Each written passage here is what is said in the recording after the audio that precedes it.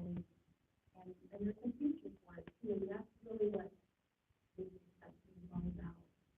So I asked Heather to respond today, Brian Dillon, to talk about some of that research, so that people have an understanding of the historic, not only the historical context, but also with this question about, is this in trust? Is this trust land? Is it not? Will the future campus be in trust? Will it not? So that's really the success of the discussions that we're going to have this afternoon. And we're building in time for questions and answers. So we're going to break this down into two sessions. The first is going to be on the Sioux campus itself. So our learning session today is Sioux legacy and future. And so we're going to talk about the history and the land issues. We'll take a little break and have opportunities for questions and answers in that part. And then after that break, then we're going to have Darwin share about one of the opportunities. So thank you for the presentation. Heather,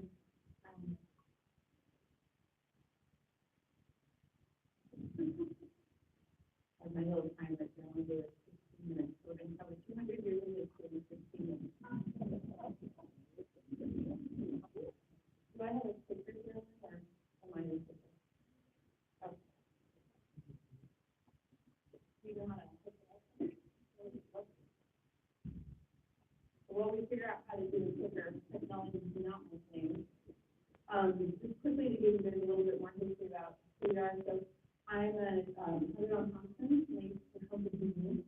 My Japanese knowledge profile. That's all we're saying. I'm a member of the Friends of the Sioux Tribe. I'm by my day job where I get paid. I'm an economic development attorney. I think it's really important when we try and talk about a soft subject to understand what someone's motivation is. So I just wanted to share with you a quick sentence or two how we started to do this research. One of my personal friends, Steve Coffey, and actually Carolyn at the time, and Dave King was at the one, were just having a women's lunch here in town and realized that people kept talking to us about the graves that were associated with the Sioux campus. And we felt a very strong, compelling responsibility as women in the community to see if we could do something about that. And specifically, City Council was the head of the 75th anniversary history committee, which we can, so it's sort of part of the job. And as an attorney, I thought, well, I could do that, right? I could just go look up the land and figure out where the land was and maybe where the graves are. And we thought, well, it was going to be just a real simple look it up and figure out where the graves are. I think that when people room and well, no, yeah, good luck with that. Which is exactly right? We opened up a can of worms that many of you sort of already know about. So we're not going to do the full historical presentation that some of you have seen that we've gone around town and doing. I'm happy to share that with you afterwards. But what we've specifically been asked to talk about today is sort of why we started to do this research, some of the real basics. Thank you. Oh, thank you. Some of the real basic things that led us to figuring out what the legal status was of the Sioux campus to help you inform your conversations as you go forward. So this will be a significantly truncated version. This is in no means intended to be any disrespect to the very important and long history of the Sioux campus, but it's by design not going to be going into all of that. So just wanted to make sure that everybody can hear that. And then Brian Dillon, of course, is former councilman for Rosebud Sioux Tribe. He is one of the tribal officials on the Unified Health Board and several other environmental programs. The Unified Health Board is the tribal leader entity that is planning to sort of help oversee the problems that we've seen over the last couple of years and has taken the tribal leader leadership role in trying to disclose the conversations between community members and the problems that we've been having with Suzanne and the Suzanne leadership. And they have been sort of approached, really very skilled counseling work at its time, have been approached by community members here maybe 5 or 6 years ago and said, we don't feel like we're heard. I think one of the reasons we're not being heard is because more of officials here, can you guys please be truthful? So that they would accommodate some community members that live here, and 2 elected tribal leader officials, formally from each of the 3 tribes, Cheyenne River, Oglala, and Iroquois, and then several others attend all the time. They're always making meetings, but I appreciate Brian letting all those know that he's here to present literally at every single meeting, pretty much, so he's able to answer a lot of the questions. All right, now I'm starting with 15 minutes. All right, start. Okay, so just again, quickly, not to do any disrespect to the very important aspect of this campus for our community. But as everybody knows, it was originally the Rapid City Indian Boarding School. We've done a lot of work talking about that. We had a memorial recently. This is the reason why we became involved in this in the first place, is to try and identify where the children have been buried that were not able to go home. These are photos from the boarding school from here in Rapid City. This is what the original Indian school campus looked like. You can see it is actually the same footprint that is there now. It's evolved, the dark hues have evolved over time. In the 30s, it became the Sioux sanitarium. This is segregated Indian tuberculosis clinic. Many of our family members are sent there. The non-native tuberculosis clinic, of course, is in Chester. Many of you have read the Madonna Swan story, which goes into great detail in the importance of this. This is what the campus looked like at that time, the walls, of course, and different buildings. And then when the need for it to be a sanitarium, to be epidemic comes to a close or close to a close, the grandmothers in our community here, many of the party family members, many of us might be sitting in the room with us right now, advocated very strongly with Congress that this campus be maintained as a healthcare clinic for our community members here. It became very strong federal advocates and made sure that this became an urban Indian healthcare clinic and evolved into the CPN campus that we see today. You can see in the 2-second overview the very strong personal emotional connection that many of our families continue to have with this campus, from having their children sent there, from having a family members sent there to TV clinic, and then the very strong advocacy that the grandmothers and the community ministers make sure that we continue to have an urban Indian healthcare clinic here in Rapid City. And then for those of you that went to the fair service for the boarding school, you probably heard that the mayor asked for the Native American Indian Day this year, the Day of the Grandmothers, in honor of all of the grandmothers that have kept this memory alive in South Africa. And then here's the campus building that we see today. Okay, so real quickly on the land ownership, this seems to be a question that has come up a lot in growing conversations, so we just wanted to visit with you about it, answer any questions. That doesn't look so great. It's prettier on the screen. So these are the original 1,200 acres that belong to the Rapid City Indian Boarding School. If you've gone to the full presentation, you know the deep dive into this. But it essentially originally went all the way from Canyon Lake. This is the Catholic Church across from Canyon Lake, all the way to all the way to Mountain View Road. There's a point on the left. Okay, so all the way there. The statute passed in the 40s. The city advocated the city, the school district, the National Guard, and the churches and the Chamber of Commerce advocated to obtain access to those 1,200 acres. The statute was broken into 3 sections. It allowed the city, the school district, or the National Guard to have some of that land, the churches to have some of that land, and Media Indians to have some of the land. The blue outline is the stuff that was given to the city, the school, and the National Guard. Then what's in purple here is what was purchased by the churches. What is here is what was given to the Indians. You don't see any colors. It was 0, okay? Just in case that wasn't clear. As we were doing the research, though, again, remember all that we're trying to do is figure out what the graves were and who the ownership of the graves were. So as I was doing the research, and Kitty's oral history kept pointing to a location, which I'm not going to talk too much about, because it's not on TV, a location near Sioux, near West Middle School. And then as we started to do the research, I realized that that location was still federal land, and then it made sense, you know, why that parcel had not been sold to a church or something along those lines. So what you see here in three circles, Sioux campus is the one on the far right, 25 acres in the middle, and about 9 acres behind the Catholic Church. We're the only parcels of those original 1,200 acres that were still federal land. So they hadn't been allocated yet. And so I realized at that point in time that this had now become a bigger issue than just Heather going down and doing this research by herself. So that's when we involved the tribal leaders.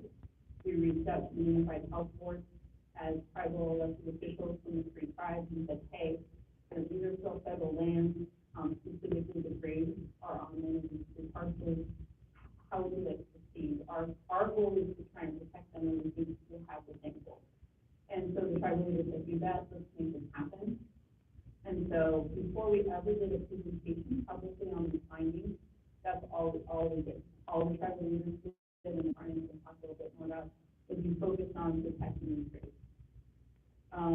The two parcels, the ones that are on the left, so not the Sioux campus, but the other two parcels, were in the name of the Indian Arts and Crafts Board, which is a federal entity under the Department of the Interior. They had been put in their name in the 70s with the hope that maybe a Sioux museum or some sort of prayer area for the tribe, or a folk museum, social center would be built there. So when Nona Club, many of you remember that Nona Club was essential in doing this. But eventually the Department of the Interior did not do that. They did grant the funds and nothing was built there. And so the tribes worked very hard to get those lands taken back from the Indian Arts and Crafts Board and put in the name of the tribe for protection. They were successful in doing that. This is just a letter. I do have these actual documents if anybody wants to see them afterwards. I'll also them with you. They were successful in doing that, and that was done on 3 days before the New Testament was published. So those are successfully in protection with the tribe. The Sioux campus was a little different. It was different legally because it wasn't in the name of the Indian Arts and Crafts Board. It is federal land under the name of Indian Health Services. This is the actual bill of sale from 1955. Transferring it from very hard to read, I apologize, but this is the Bureau of Indian Affairs to what was in Public Health Service and became IHS. We understand that that is a continuing question, sort of whose name was it under. So it continues to be under IHS's name. We were not able to have this put in the tribe's name during that same time period. And the tribal leaders, who finally talked a little bit more about, decided it was most important to focus on the graves first, and then we would sort of handle this part later. And that now is later. That's what we're doing now. So here we are. If you go, I printed this out this morning, so some people are like, are you sure? So I actually went on the website this morning when Geraldine was texting me at 5 a.m. and asked me if I was ready. So this is actually from this morning. This is a printout from the county deed. If you go to the map on the website, tells you what parts of the land. And you can see it's still in the ownership of the United States of America. For a hospital facility, this is different. If it was in the tribe's name, it would look something like this, United States of America and stuff. So it is not tribal trust land, it is federal land under the Indian Health Service. And then I'm going to turn it over to Brian to sort of how the tribal leaders became engaged with the Unified Health Board and how the transition occurred regarding the campus competition. Something was saying on page 2 of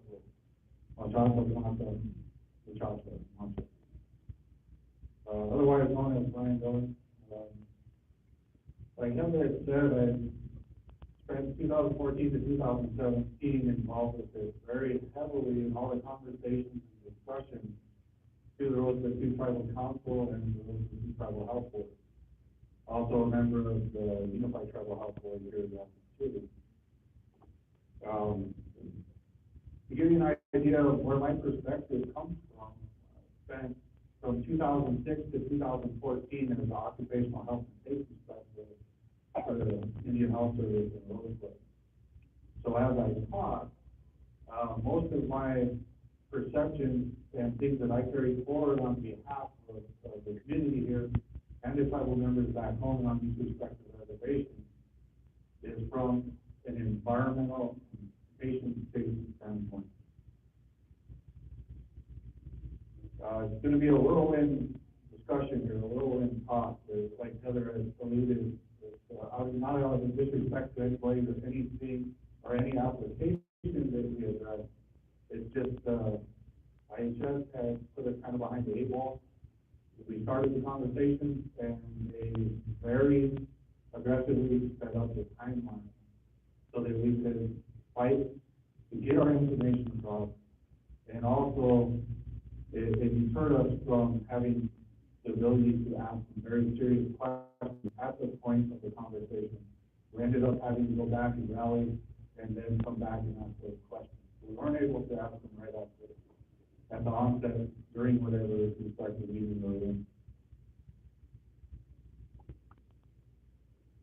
As you see up here, not very easy to read, but that's kind of our timeline, and it is very quick and very aggressive.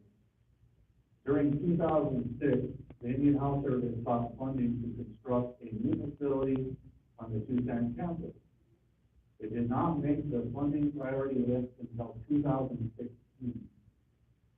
So all of the things that they considered in 2006 may or may not be as relevant in 2016. So we all can kind of see how that situation unfolds. A program justification document originated in 2006 and was being used as a benchmark for the 2016 division of funds. The PJD is required for each healthcare facility construction project. It is the authorization document and essentially describes the IHS and tribal fiscally healthcare programs and services to be provided and the staffing levels needed to carry out the prescribed functions. Why is this relevant? Because this sets the basis for the size and type of the facility to be constructed.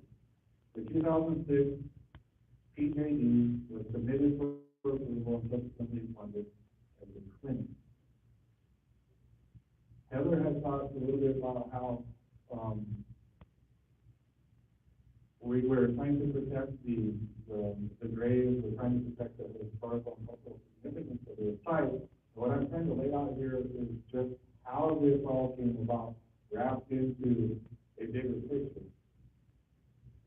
And during 2008, the Indian Health Service authored a program of requirements document, another piece of paper document that's required by HS for you to be able to construct the facility.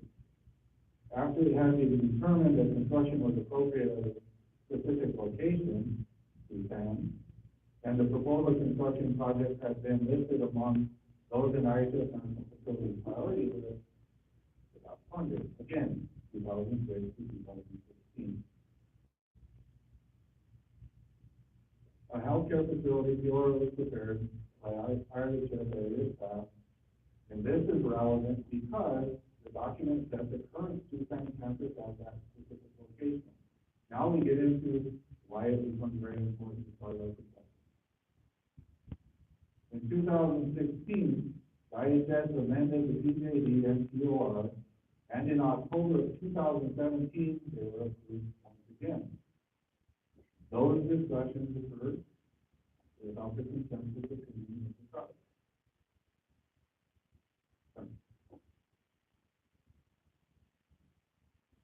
So to jump forward here a little bit.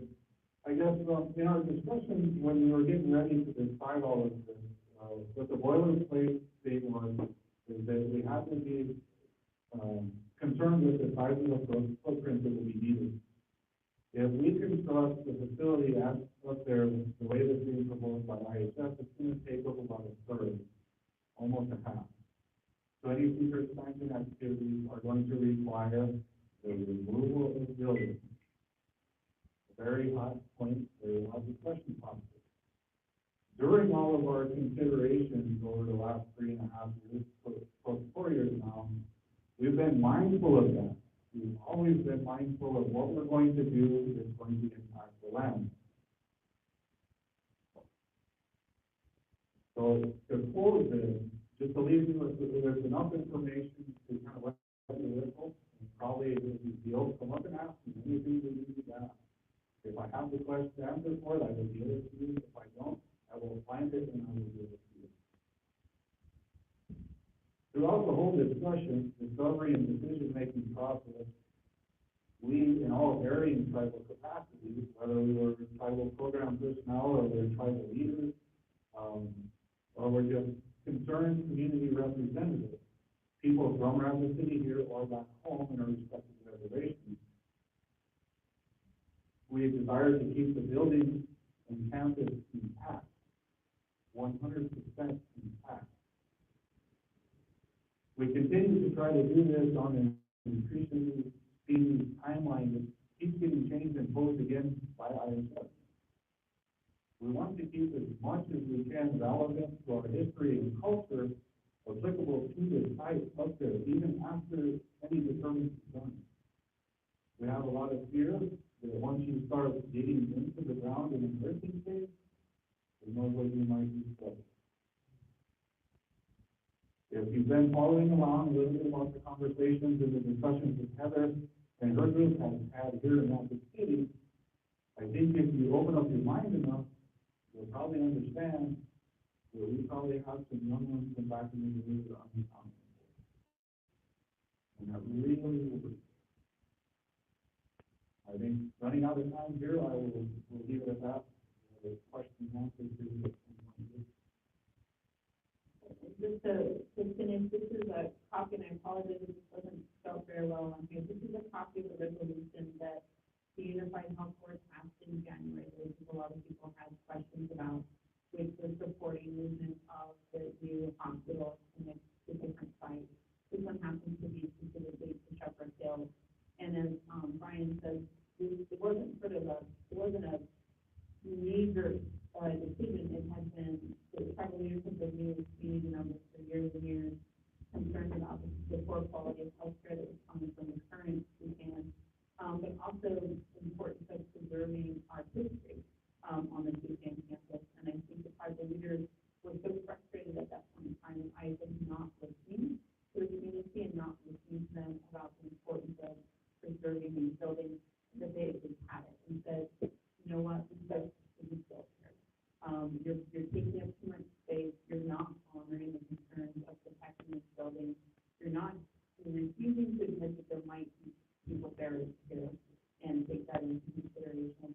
And in addition, we have a vision of the people that Dr. Warren talked about making this something bigger than just a little clinic, but including our healthcare for the entire region, and that's going to take more buildings and more things like diabetes and mental health. And we don't want to keep building on our historical sites here. We want to protect it. And so that is why they passed this resolution that said, you know what, let's put the new site, the new building on separate hills, we can grow it, we can modernize it, and then we can discuss later how we're going to protect our buildings and use this current site for good things for the community. But I just is rushing us to making tear down buildings, they're making us put things and they're not doing it. So let's just say no. And then just people. So we just wanted to provide you some of that context that the tribal leaders came to the point to pass this resolution to help provide the conversation. Thank you.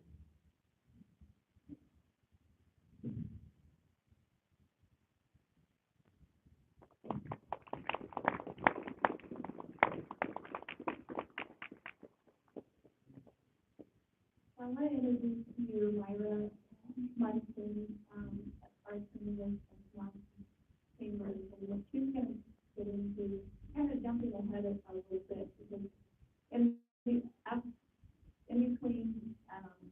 the discussion that we just had is when that period of time when we try to determine past resolutions, authorizing Great Plains President Health Board to pursue management and reform. And the purpose of that was that at the time and currently, the Unified Health Board is a governing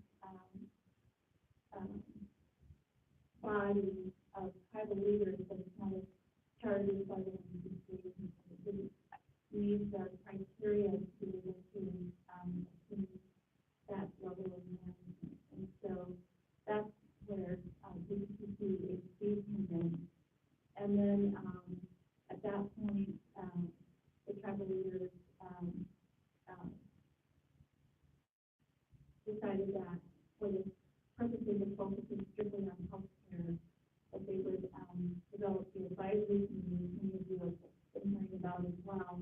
It also includes, many of the same tribal leaders that are on the Unified Health Board sit on the advisory committee. But in addition to the tribal leaders, what's unique about the advisory committee is that it also includes community members, which is extremely important. So that's my way to talk a little bit more about, those protections that people were concerned about, at this current campus and the implications of, moving the site, moving the clinical services, and also, protections that are available to the. Thanks, Bill. I found the presentation that happened in Brian was really helpful and really interesting. So let's step back and let's talk about Sioux for just a minute. The Sioux campus is owned by ICHA. The transition to building unit over to public health services became the health service. It is not in trust, but it is federal property. When a tribe or tribal organization takes over an Indian health program, they get all the resources that IHS would have spent had it continued to use, had it continued to carry out the program. So that includes all the money that's being spent by IHS in carrying out the program. And the way what they would spend in the future is measured by how much they've been spent. And we have, IHS has actually been very cooperative in the negotiations so far, and we have good records of how much has been spent in the last year. They can improve, and we continue to have questions, and we get better and better information. But basically, we know how much is appropriated to be spent here for the Sioux campus activities. All of that comes, but with it also comes a right to assume ownership of all personal property that is used for the program, and the right to use any real property that was used for the program. And in fact, the model agreement that is built into the statute, so this is not sort of an optional piece, the statute provides that in the model agreement, there's a reference to a use agreement between the Indian Health Service and a private organization that's taking over a program. There was a use agreement entered into so that the tribal organization takes the help, the chairman's health board can assume operation of the program, the use of the Sioux campus, the program's on it. ISS has a few employees from the area there. I think the board is going to take some of those employees as part of this program, but they may have a continuing presence of a small amount, and we'll probably see a building or two for their use and be part of the agreement. But actually, what ISS is proposing is the board will assume all the rest of it to operate under the use agreement, and will actually do the maintenance on all the buildings, including those that IHS continues to operate, to have staff located in for area functions. It will have all of that. That is utterly commonplace. It's exactly what happens all over the country when tribes take over a health program. They have the use of the building and all the lands around the building that are part of that. So that's the law that is providing for the board, chairman's health board, to get the Sioux campus. And one of the reasons that it was important for the board to move forward on assuming the program was to get the Sioux campus under tribal control as quickly as possible. Because what I just actually planned, and Brian references their plan, is to demolish about half the buildings or more that are on that campus as step one. All but one, except the building that's referred to as the hospital. And then put the new hospital, the new clinic building in that empty land, having destroyed everything, but one, and then they would demolish the hospital building. That's IHS's plan. What the community has made clear they want, and what the board and the chairman's health board and the advisory committee have been working towards, is because of the governor's donation plan at Shepherd Hill is available, is to have the site for the new facility moved to the Shepherd Hill location. So if I can write you a comment about that, we expect it to go over again. Have that built on that site, freeing up the Sioux San campus to not have to use, not require any demolition, and to be able to be used as the community wants it used for programs that are already there and will continue to be there, giving the chairman of the authority to continue to use all of that property without the demolition. And those are, of course, and Gerald will talk to us more about this, but there are already treatment programs there. And the goal is to keep those native healing programs in place and begin to systematically expand them into, so that that campus can be a healing campus, focusing on the behavioral health conditions that contribute to all kinds of illness and bad outcomes for native people. And that's true in Alaska, where I live, and it's true here, that as important as medical care is, it's these other programs that really provide the bedrock for systematic change. So that's the goal. There are protections, so what that leads people to work is, okay, all right, so we like, make you like that, because then at least I just can demolish the building, which they absolutely intend to do. And in fact, they intend to do it, they want to do it, even if it's still existing facilities. So we're strategizing very aggressively to ensure that they can. To be treated, this is part of the carry out the program is under contract already. We don't need to take away the means to do that. But then these people say, well, okay, that's good, like all that. But what about Shepherd Hill? That's private land. And will it be trust? Or will it be protected somehow? Will it have the sales taxes or your property taxes have to be paid for things provided? The answer to all of those things is no. It won't be in trust, at least not in the short term, maybe never. But it won't be subject to property tax or sales tax, almost certain, because there are specific exemptions for those taxes for health care programs. So we can rely on this ordinary state and local law to have those protections. Regional hospitals, not-for-profit, doesn't pay tax, and neither will the certain hospital have to pay tax until it is offered on the Shepherd Hill site. Well, one might ask, well, what if they change that law? Then wouldn't you have to pay tax? What if they pay regional start pay tax? Well, then wouldn't you have to pay tax? We think the answer is still we know. Almost certainly we know. Because there are provisions of the Indian Self-Determination Act that require the Indian Health Service to enter into for any tribal building or land that are being used for health care services as part of what is in your funding agreement, whether it's a compact or contract in the budget agreement, which all the programs that can operate. I just must enter into a lease of that land is disaster. We will recommend for these such a lease.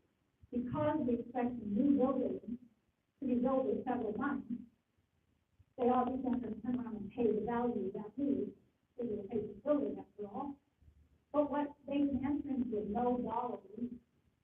And when that provision is added to the law, the purpose of it is to be sure that tribes could get a counter rate from Medicaid and Medicare for services provided in their own facilities, and once they own and operate it, as long as they operate it as part of the 638 program. And CMS, the Centers for Healthcare Financing Administration, now Centers for Medicare and Medicaid Services, said early on, no, wait, it has to be an ISA building, it has to be a federal facility for those rates to attach. So, many people, maybe I wasn't involved in that, I can't remember the new problem, went to get that changed and they put in a mandatory provision. ISA had to enter into the lease. with any tribe during the program under a contract or compact, they had to do it. I just went, oh, God, that's going to be $1 million leases for no money. And convinced CMS to go ahead and make an agreement that they have to build it like that with deemed to have been leased. So they can get the payment. But in this case, we would say, okay, so fine, you get Medicare, Medicaid counted, get a lease anyway, because then it's federal land. The federal government leases it for the benefit of the county health board providing the services, the health services that are part of the contract that it will have the side and transportation. At that point, federal principles of federal preemption will control. We don't really get anything on that that can be taken over or can be taxed because it will essentially be federal. There are other protections as well for the way in which tribal programs are operated, whether they're owned by the IPES or owned by the tribe. There are various protections in law now to ensure that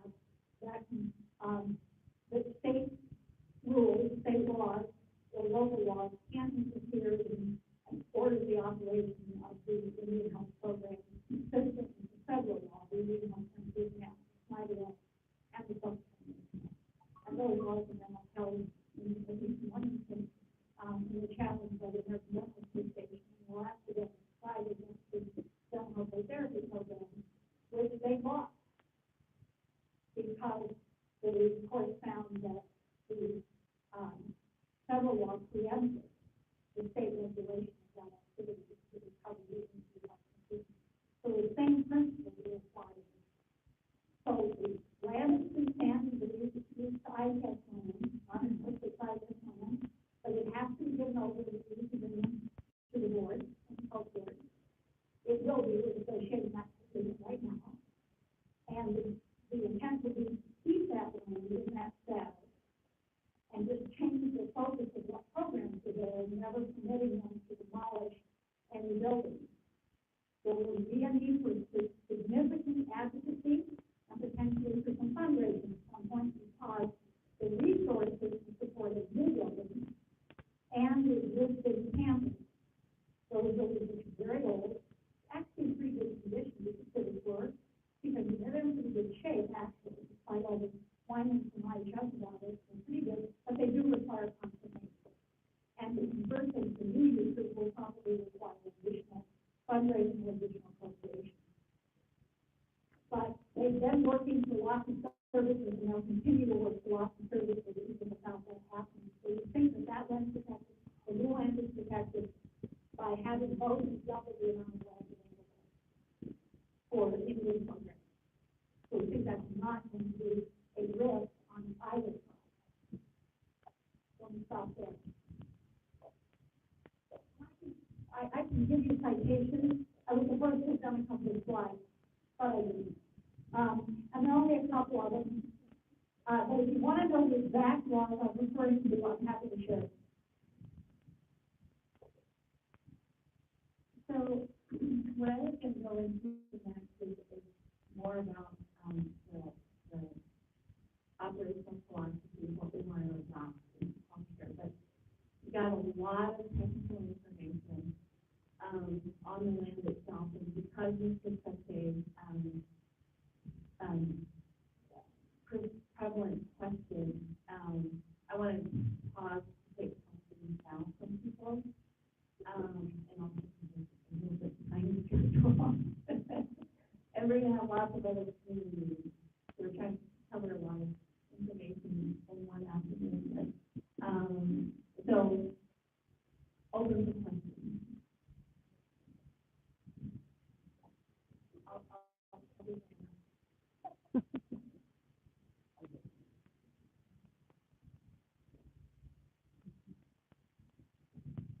So formal, I get a microphone. I'm Kim Peterson.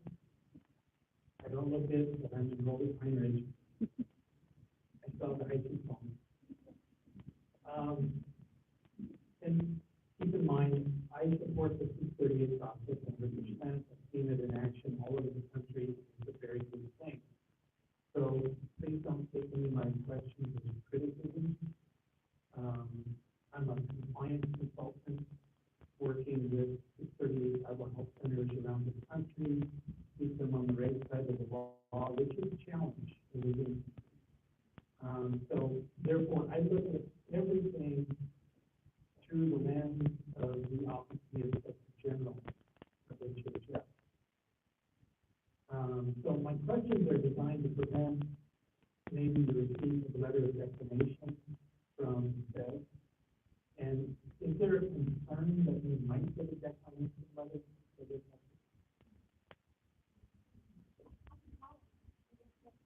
I'll just come up there. I'll bring my notes.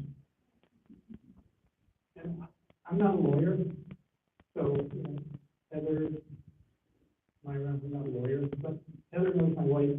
My wife is a lawyer. I do say Well, all right, well, that's good enough. So, actually, we're not too concerned about the definition. ITEST is required within 15 days after receipt of a proposal to give you a letter that identifies any possible declination concerns they may have. And that 15 days passed, but they did not identify any such concerns. I've negotiated the kinds of agreements in every area. I think it's tomorrow. And what I can tell you is there is nothing about the proposal that would cause it to be allowed to be defined in code. They may say, oh, you can't have this listed, you can't use this word. We'll get around that. Next question. I don't want to monopolize this, but I'm going to. You know, I'm not involved in the negotiations with our cities, but it's in the operational side. I'm familiar with how it's done. Was there a formal letter of intent, whether a joint letter amongst the three tribes or three different letters from the tribes to you guys just to do this, and have it been published? And what was the response? I'm not sure exactly what you referred to with letter of intent. We may have some sites that you will share, so if you'll worry about it, I can worry about it too.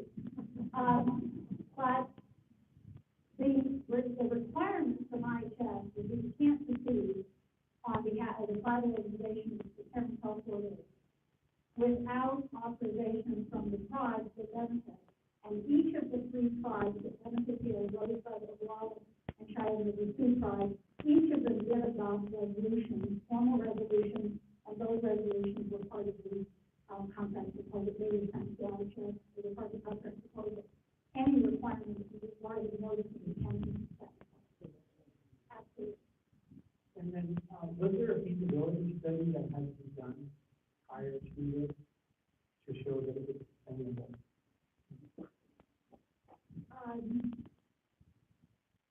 There wasn't, well, boards are lots of work. There is no requirement for the purposes of contracting or compact for having done the quote feasibility study. No.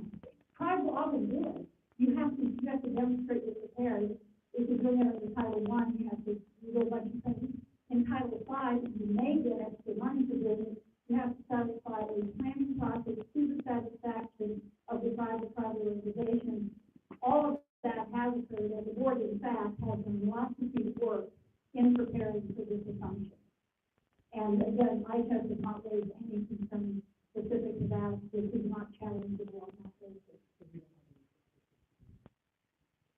The board will have all the money IHS plus contract support costs. So, plus third-party revenue. IHS has third-party revenue. The chances are the board will generate significant more third-party revenue. That's the pattern all over the country. So, is it going to be enough money to have everything you want? Yeah, Carolyn and I and Mother's were in a meeting, and Carolyn was talking about how soon do they get back to being a clinic, to being a hospital, and we were talking about hospital in the last surgery, and she said, yes, that's what I want. Well, there won't be enough money to have a neurosurgery. There won't be enough money when it opens to have a hospital, frankly, an inpatient or emergency department. It would stop the project, because of that, to get those additional appropriations. But there will eventually, there will be enough money to run at least the program that I just on, and probably significantly more, because we'll do it more efficiently and more effectively. So there's nothing. Is it gonna have everything that every tribal person wants? No. That much I guarantee.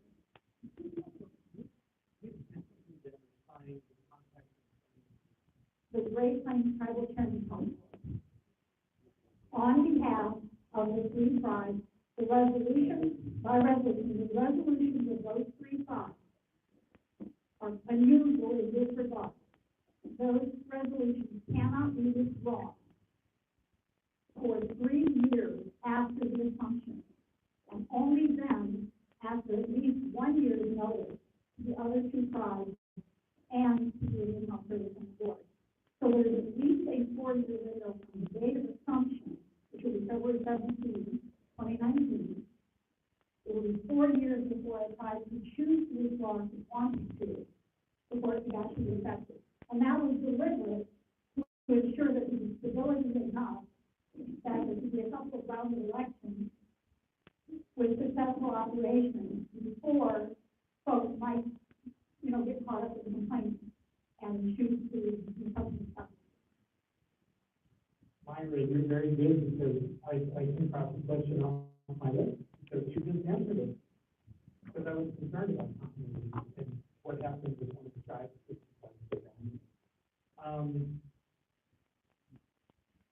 and then I've got one more. And remember, this is not criticism. In the Indian Health Manual, under their ethics section, they talk about actual and apparent conflict of interest. And so this question comes under that light. And as the chairman helped with, how will the operation of the servitude here be distinct inside the operation of the chairman's health board to ensure that there's no actual or apparent conflict of interest? So, I just want to make sure that everybody understands their questions. So that's a really good question. Throughout this process of the resolution, one of the very first things that the tribe did was to create the mini wisdom advisory committee. And the role of that committee is to guide and advise the health board, specifically on the Sioux project, and to help with the development of a governing body that is specific to Sioux, so that we're serving as the overarching corporate support for the entity, but in terms of services,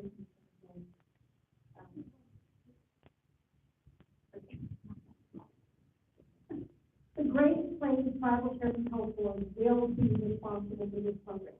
Full stop. There will be an advisory, is now, and will continue to be an advisory committee. There will be a governing body for the clinical operations that will have an important role in credentialing and recommendations regarding budgets and other matters. But ultimately, the signature on this contract is going to be that of the Tribal Chairman Health Board. The health board has conflict policies, has always had conflict policies to avoid conflict of interest. And the advisory committee this morning, about half dozen, well, at least in recent times, they have it. The advisory committee this morning, I think there were 600 present, have all signed additional conflict of interest, if not agreements that they will abide by conflict of interest principles and can be reviewed if they don't, as well as an acknowledgement that if they have conflict at any time, they may have an effect on the other organizations in terms of the conflict on the rise, if they want to be involved in certain other programs. So those protections are being built in.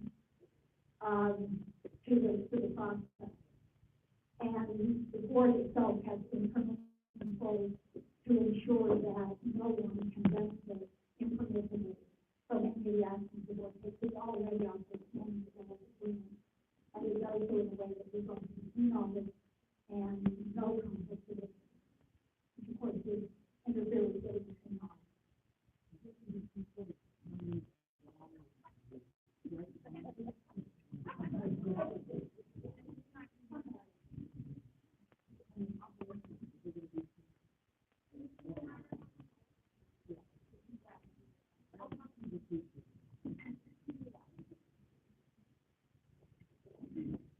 This property is donated to the abutters. It's not officially federal Indian land, but it's an official governmental function that is moving forward. And then the also survey out there as well, land is, and that's the way. Are you going to petition to put that land in trust? The consortium is used by to avoid that earlier the taxes. Or I want to know if the 501c3 designation will be sufficient to avoid all of that. Also, survey, that has already been accomplished on those lands, and there is nothing there that would interfere with what's culturally inappropriate. With regard to the trust and what Heather is here, that there is no immediate intention to go to try to get trust status of that land in the short term, in part because this is not the political environment to go try to get anything in trust that's actually something through this process.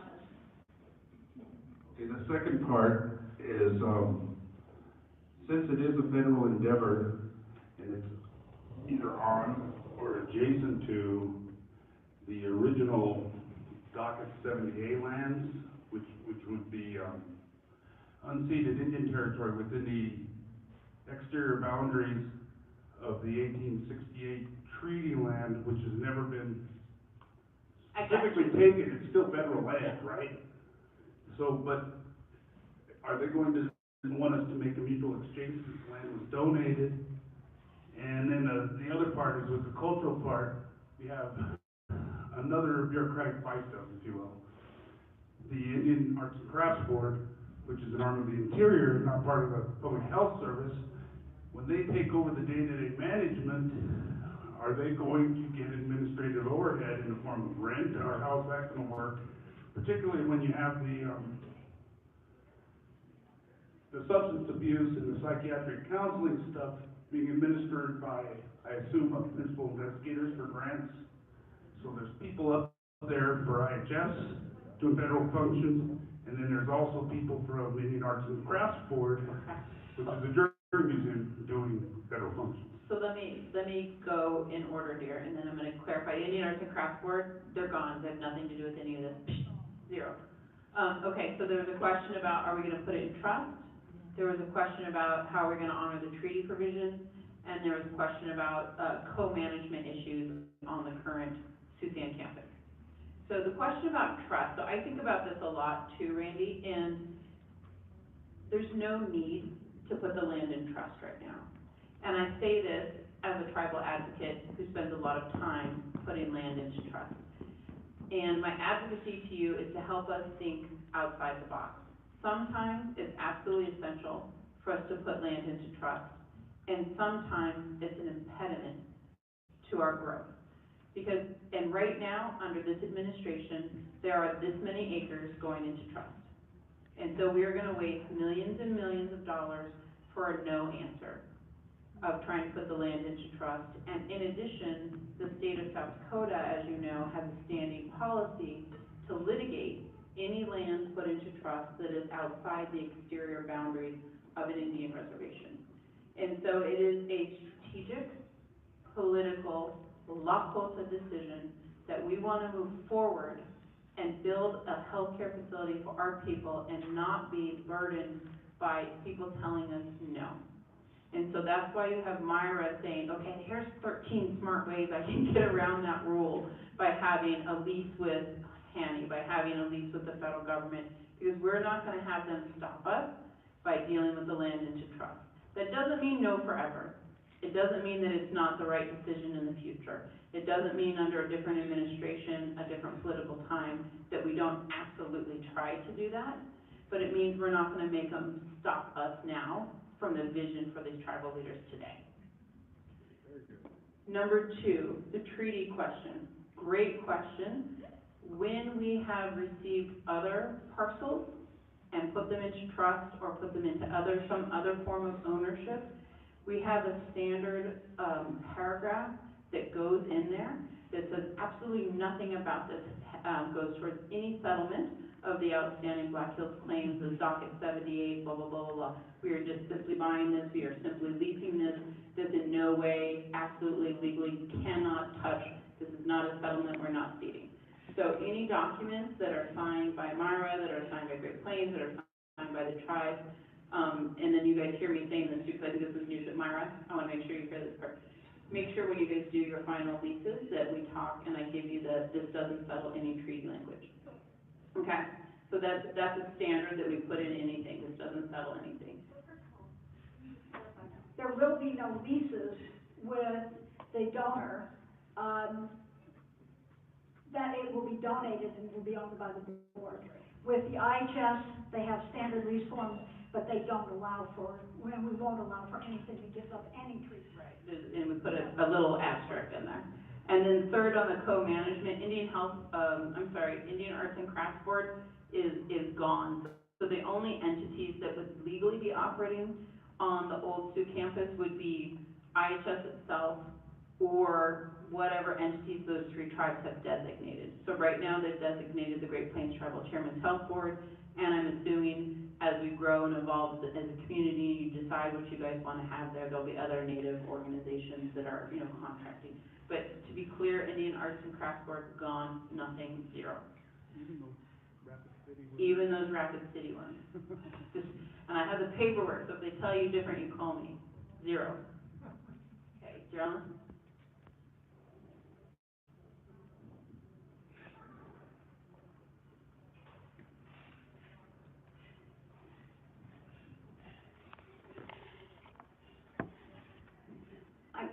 I just got here, so I missed the question, I missed the answer to this.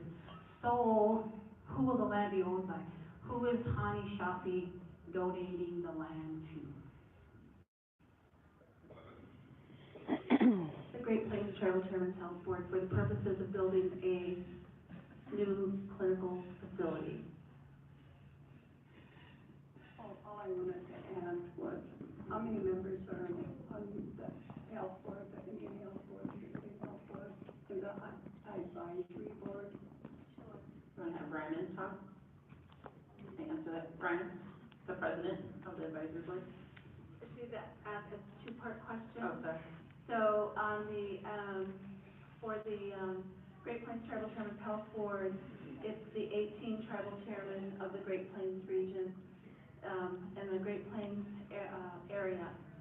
So it's reflective of, it's a mirror of the IHS. So North Dakota, South Dakota, Nebraska, and Iowa. And there are 18-member tribes. For the advisory committee, Ryman, if you want to answer that, fine. Ryman is the chair of the advisory committee, and for the advisory committee, and we, once we made this group, we wanted to reflect kind of who we are in this community, so we called it the Miniluza Hawachozoni Advisory Committee, which means, Rapid Creek Health Advisory Committee. And I'm the chair right now, and I'm from Cheyenne River, and also from Cheyenne River is Bernita in the Woods. And we have, the other one is Robert Jasenoff. And from Oglala, we have Jackie Sears. And we have Sonia, she's right here.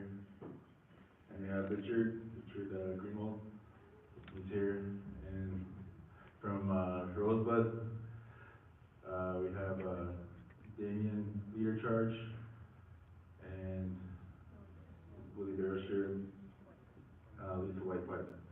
And from Rapid City community, we've got Mr. Boyd, Richard Boyd.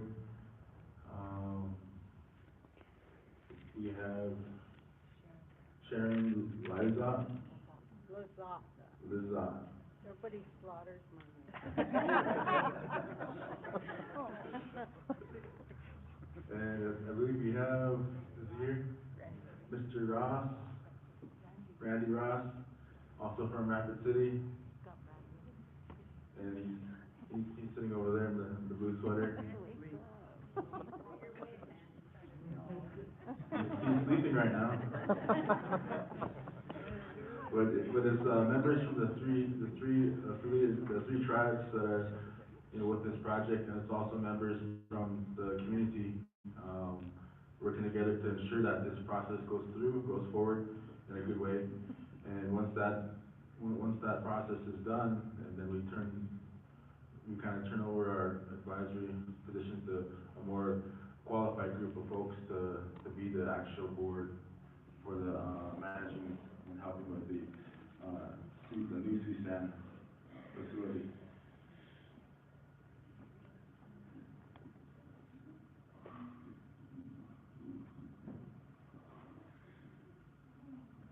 Hello, my name is Suzette Brown, and I've lived in Rapid City since 1992. And my question is I came and it seems like all everybody here is doing is dotting i's and crossing t's.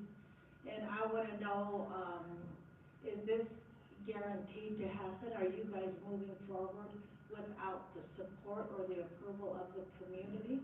Is it to a point where the powers that be that are in this room don't care what the community wants anymore? So we care very much what the community wants, which is why we've been holding community meetings ever since the tribe. That's not all we, yeah. So the tribes are the entities that have the authorization to move forward with a self-determination contract. The community has very much a voice in what that's going to look like and the kinds of services that they will. It's already been approved, yes. So by the tribes that have the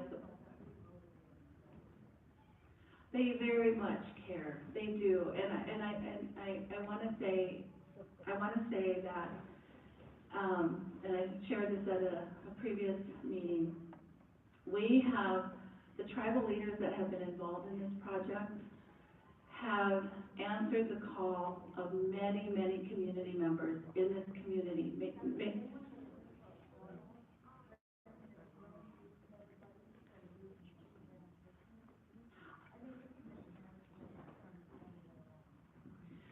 So, obviously you have your opinion, and I respect that. But I want to assure you and give you my personal commitment that engagement of community in the process of, there's still lots and lots of opportunity to create the kind of health system that will best serve this community, and that has to be community driven. And it is a clinic, and that's one of the reasons why the tribe pursued management, because consistently IHS has diminished services, cut back services, and the tribes were not in agreement with it translating over to a clinic from a hospital. There was not adequate tribal consultation, and the only way to stop the continued diminishment of services is for them to say, enough already, we're going to do this. The community deserves better. The community deserves more. And that's an IHS decision. That was an IHS appropriations decision that had nothing to do with the tribe. We'll have an opportunity to work towards that, but we won't if it stays with IHS.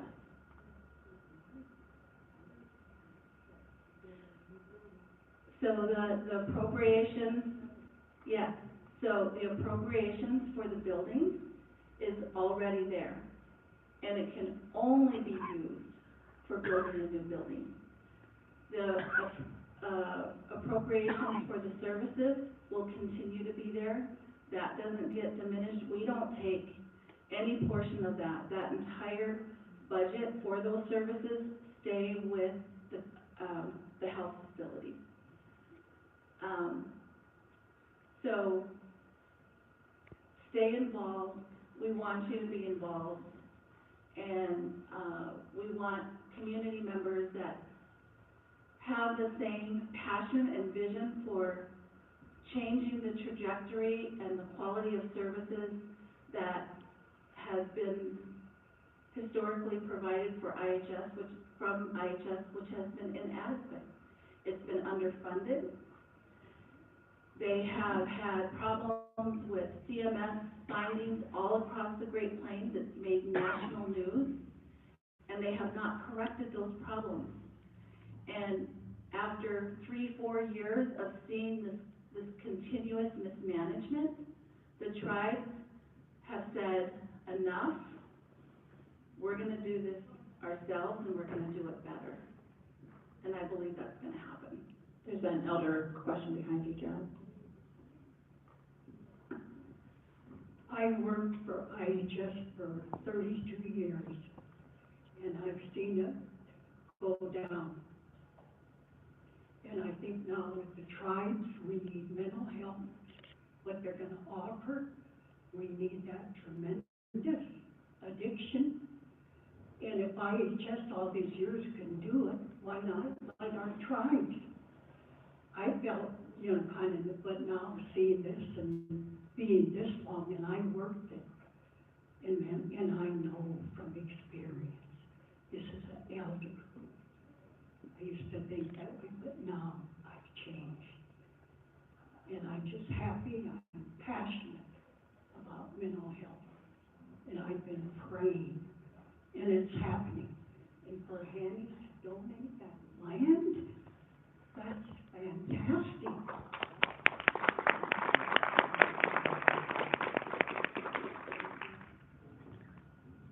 I want to get others that haven't done this.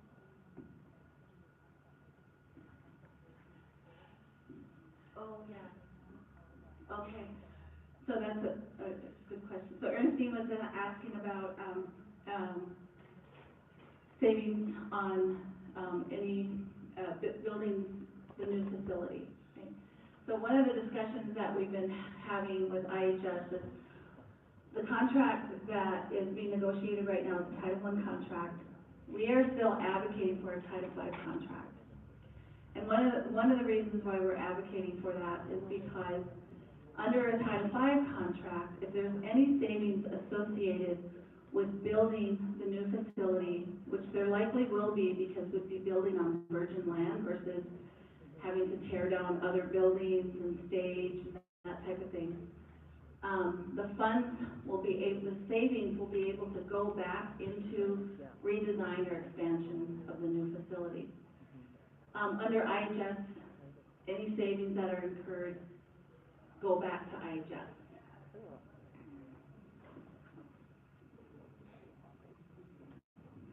I think part of the problem with the community involvement is the fact that I find out about these meetings by accident.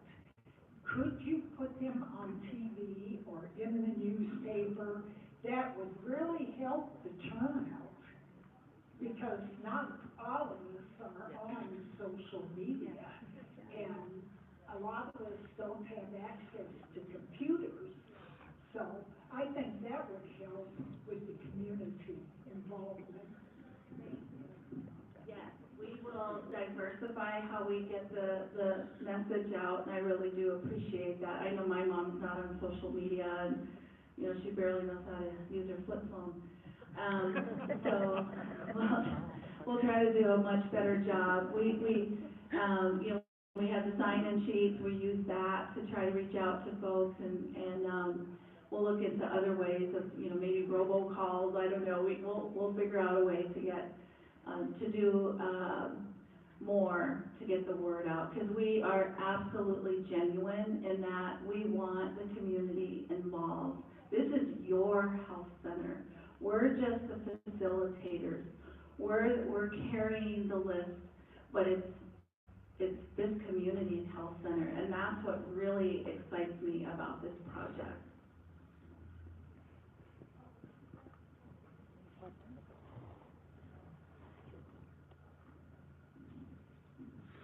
Yes, my name's Karen Artichoker. I've only lived here for a few years, but I lived here years and years ago, and, you know, I've kind of been around. But, I worked for IHS with Mary when we had a regional psychiatric unit here at Sioux, and we were visiting about how, there really is a need.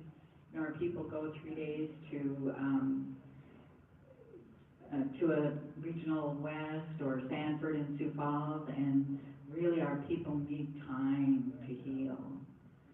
And I've seen it over and over where you come out in pretty good shape even after 3 days, but boy, it's downhill fast. It's a tough world. So I would hope, I really hope to see that. Oh, this woman's leaving, but I really hope that, you know, the community programs that will allow us access to facilities for program development, and I really hope that we can see some efforts up at that Sioux campus where we can have some regional programming, because it's sure needed. I was looking into laser therapy for addiction and PTSD, and Shakopee has a clinic. For their members, it's free. Otherwise, they accept, they don't take Medicaid, but they take insurance. Or if you're a member of a federally recognized tribe and you live in Scott County, you can go there for free. So they were, bless their hearts, they were willing to give services for free, even to somebody, an Indian who didn't live there. But the course of treatment is, you know, like 3 times a week for however many weeks, blah, blah, blah. It's not possible to like move over, to be over there for that kind. But those sorts of therapies, these cutting edge therapies, that's beyond our typical traditional mental health, behavioral health therapies. We really, I mean, I'm excited. I hope that it will give us the opportunity to really begin to build those sort of clinics where we can offer what's called alternative therapies that someday won't be called alternative at all. Because we know that we need some of these other therapies to really help assist our people. I mean, we're talking brain injuries, trauma from generations. So I'm really excited about it. I wasn't aware of anything either, and I have a flip phone. I don't know if that kind of cements my elder status. or if it's getting your Social Security, that doesn't, but anyway. But I'm so excited about it, and I really, even though I didn't know, and that is a little upsetting, you're like, what, all this stuff, but then I also know that there's lots of work that goes on behind the scenes that's necessary.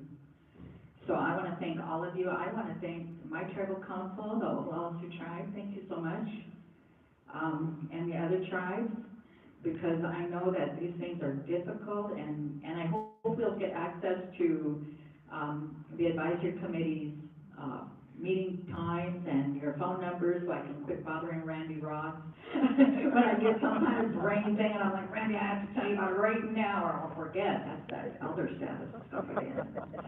So thank you all for your hard work, and yeah, it's exciting, huh? So we work together, we can, I understand what you're saying, that something's got to change. And as a poor Indian, I don't have a job with any kind of health care. I'm going to be relying on you all now to make sure that maybe I can live past maybe I can get into super elder or old crone or whatever kind of status comes with So that I don't wanna be like my uncle who said, thank God I had, Blue Cross Blue Shield Federal so I could go to Mayo Clinic, cause if I just had to rely on IHS, I would have died about 15 years sooner than what I should have. So I believe we can build that quality system and, support you all the way. If there's any way that I can help, please feel free to call on me. Thank you, Stan, for your good work up there with addiction, and hopefully this is gonna help you fly, huh? I'm waiting to work at that inpatient unit, so I'm getting a certification.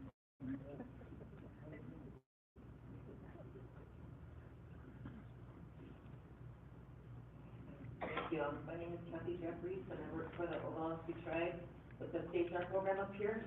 And I told some of the people that I work with and other people that I would ask this question. Why are you guys doing credit checks? Yeah, in your literature, it says that. Yeah, it does. That too. No, if you read Credit check? No, we're not doing credit check. I didn't think so. No, there's, three criteria. I'll give you some background on the transition right now too, that I think would be helpful.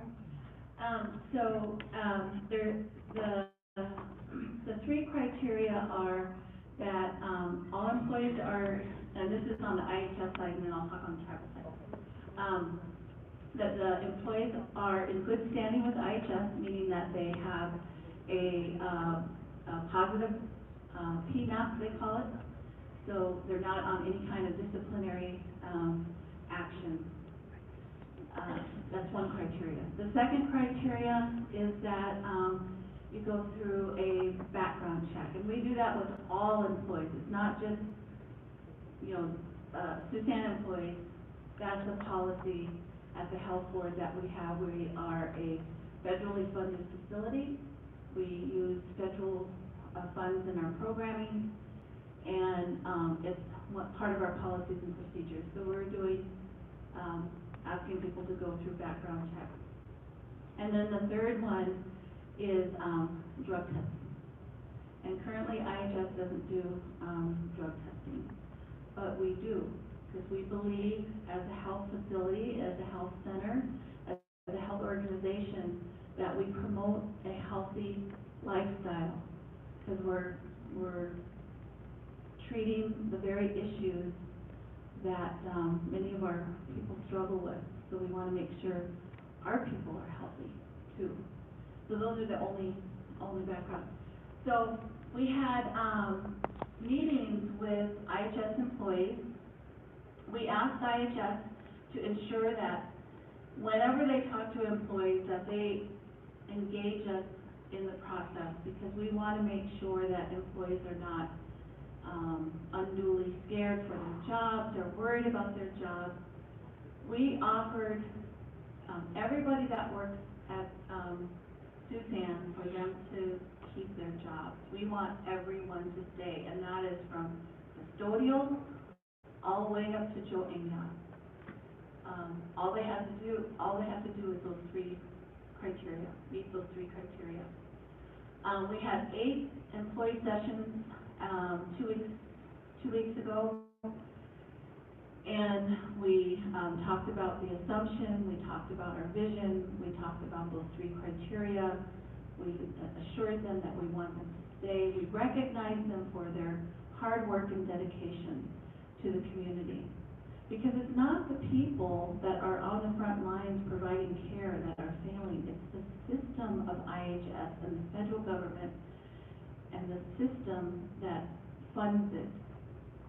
And if we didn't believe that, we wouldn't be offering that. And we know that, again, these are our family members, these are our community members, and they're the ones that our community members trust. We're really happy to report that within 2 weeks, we received all but 20 paperwork back from employees stating they want to continue under GBT-CHB management. There will be a handful, for whatever reason, may not meet one of those 3 criteria. And if it's a PMAP, even with a PMAP, we said, if you still want to continue on, and IHS is saying you're not eligible because of a poor PMAP score, come and talk to us. Tell us about what happened. Tell us about, let's talk about your situation, because maybe if you can't come over under an IPA, we can still bring you on under a direct hire. So we're doing everything that we can to ensure continuity of care and continuity of employees. Do you want to say something? I just want to clarify your question on credit check. If you're referring to the authorization for background checks that we've given to our employees, it does list in there that credit checks, credit checks can be done. But those are only for specific positions, and those positions are the positions like our CFO, those that will be dealing with the funding. Well, that's good. Yes. Thank you. Thank you.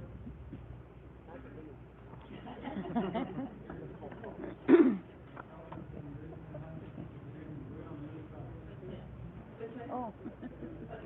She wants to know who you're calling an elder.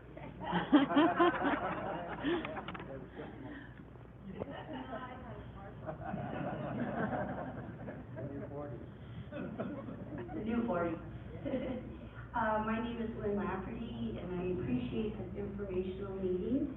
I have to say, as a community member, I felt like this has been going on without any knowledge. As a community member, I really need to have more information. It's nice that you spent 8 sessions with the employees. It would be nicer if you spent 8 sessions with the people, the patients who go there, and I'm one of them. Because I have concerns. I want to make sure that we're not going to get into what I call the Bermuda Triangle of people. You know, I'm enrolled at Cheyenne River. I don't live at Cheyenne River. There are people who are representing me as the tribe, yet I have no say at Cheyenne River because I'm a Rapid City person. And there are times, not to take away from the tribal members that are here, but there are times, you know, you start talking to one entity and then you go to the next entity and they're not even talking to each other.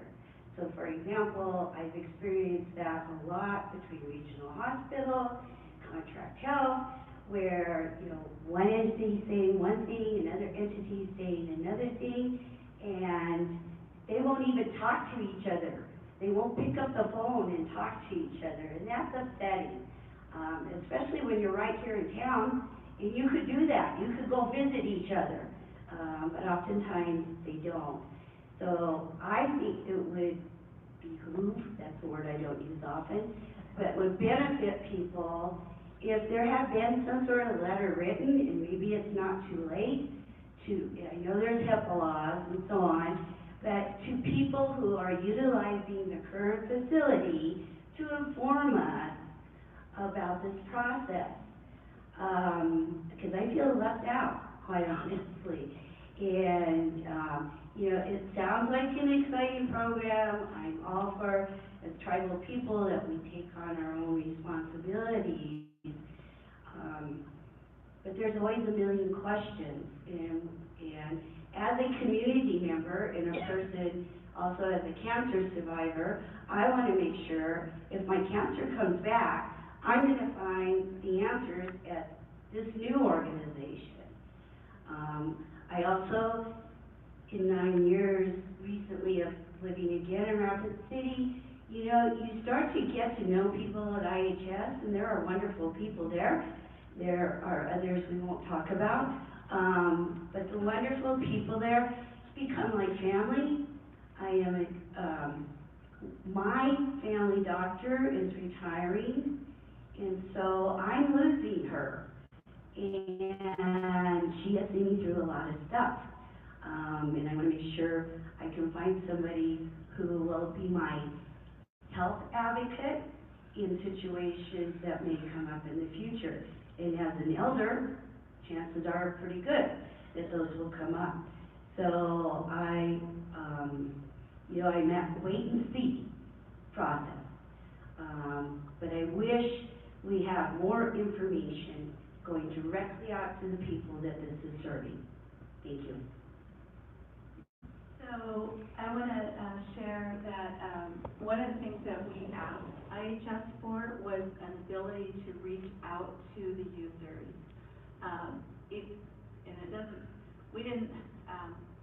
We knew that because of HIPAA laws, they're not going to hand over that information.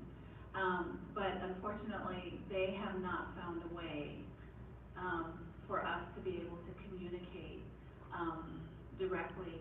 But I promise you, will, and this might be a good time shortly to segue into the NUCA model, because the foundation of that model is community engagement. It's not just a tagline, it's built into how they proceed with care across the system. So I appreciate your comments, and I also want to say, there's intention and then there's motive, right? So it is and always has been our intention to get the word out, and we will continue to do that.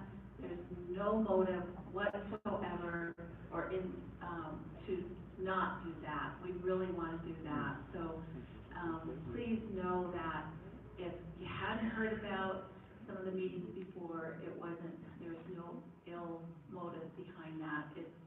We just need to continue to find ways to get the word out more broadly, and we'll continue to work on that. So I appreciate that.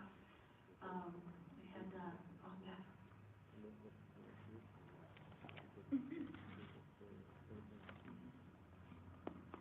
Thank you, Jenna. I'm Bev Warren, Bev Stabber Warren, and I am a nurse since 1962. So that's 56 years as a nurse. I'm still working today at SDSU College of Nursing here in Rapid City. My job is with Native American Nursing Education Center, which SDSU has started 3 years ago. And my work is to recruit, retain, graduate Lakota students and help them through licensure. The thing is, when I first started this job 3 years ago in Rapid City, one of my first tasks was to recruit advisory members. So I did this, and I purposefully went individually, one-on-one, to recruit the people I had hoped would agree. But I kind of knew they would if I showed up as an elder and asked them face-to-face, would you serve on our committee? It's a win-win for us because we can grow our own.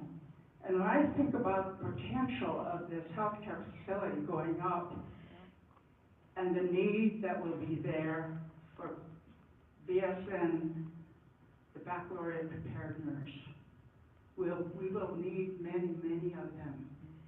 So we need to do a long-term plan for this. Because regional, for instance, is already having a problem recruiting nurses, so they're bringing in nurses from the Philippines, from England, different countries. We don't have to do that. When I recruited Dr. Dawn Frank from OLC, Vice President, before the first advisory meeting, she did a survey. And on that survey, to all 9 sites of OLC, she asked one question. How many of you are going to school in the hope of becoming an RN? 204. Lakota students want this. But realistically, we know the majority of them will not reach their dream because of poverty. There's money, takes money to get a degree, takes transportation, childcare, all those details that get in the way of our Lakota students who could be successful. So my challenge to everyone, the tribes, create a committee to create scholarships. We have 15 of them right now going through BH in Rapid City, hoping to come to SDSU, and we know maybe 4 will get in. We need to change this now so we can be ready for our own workforce of Lakota nurses. Thank you.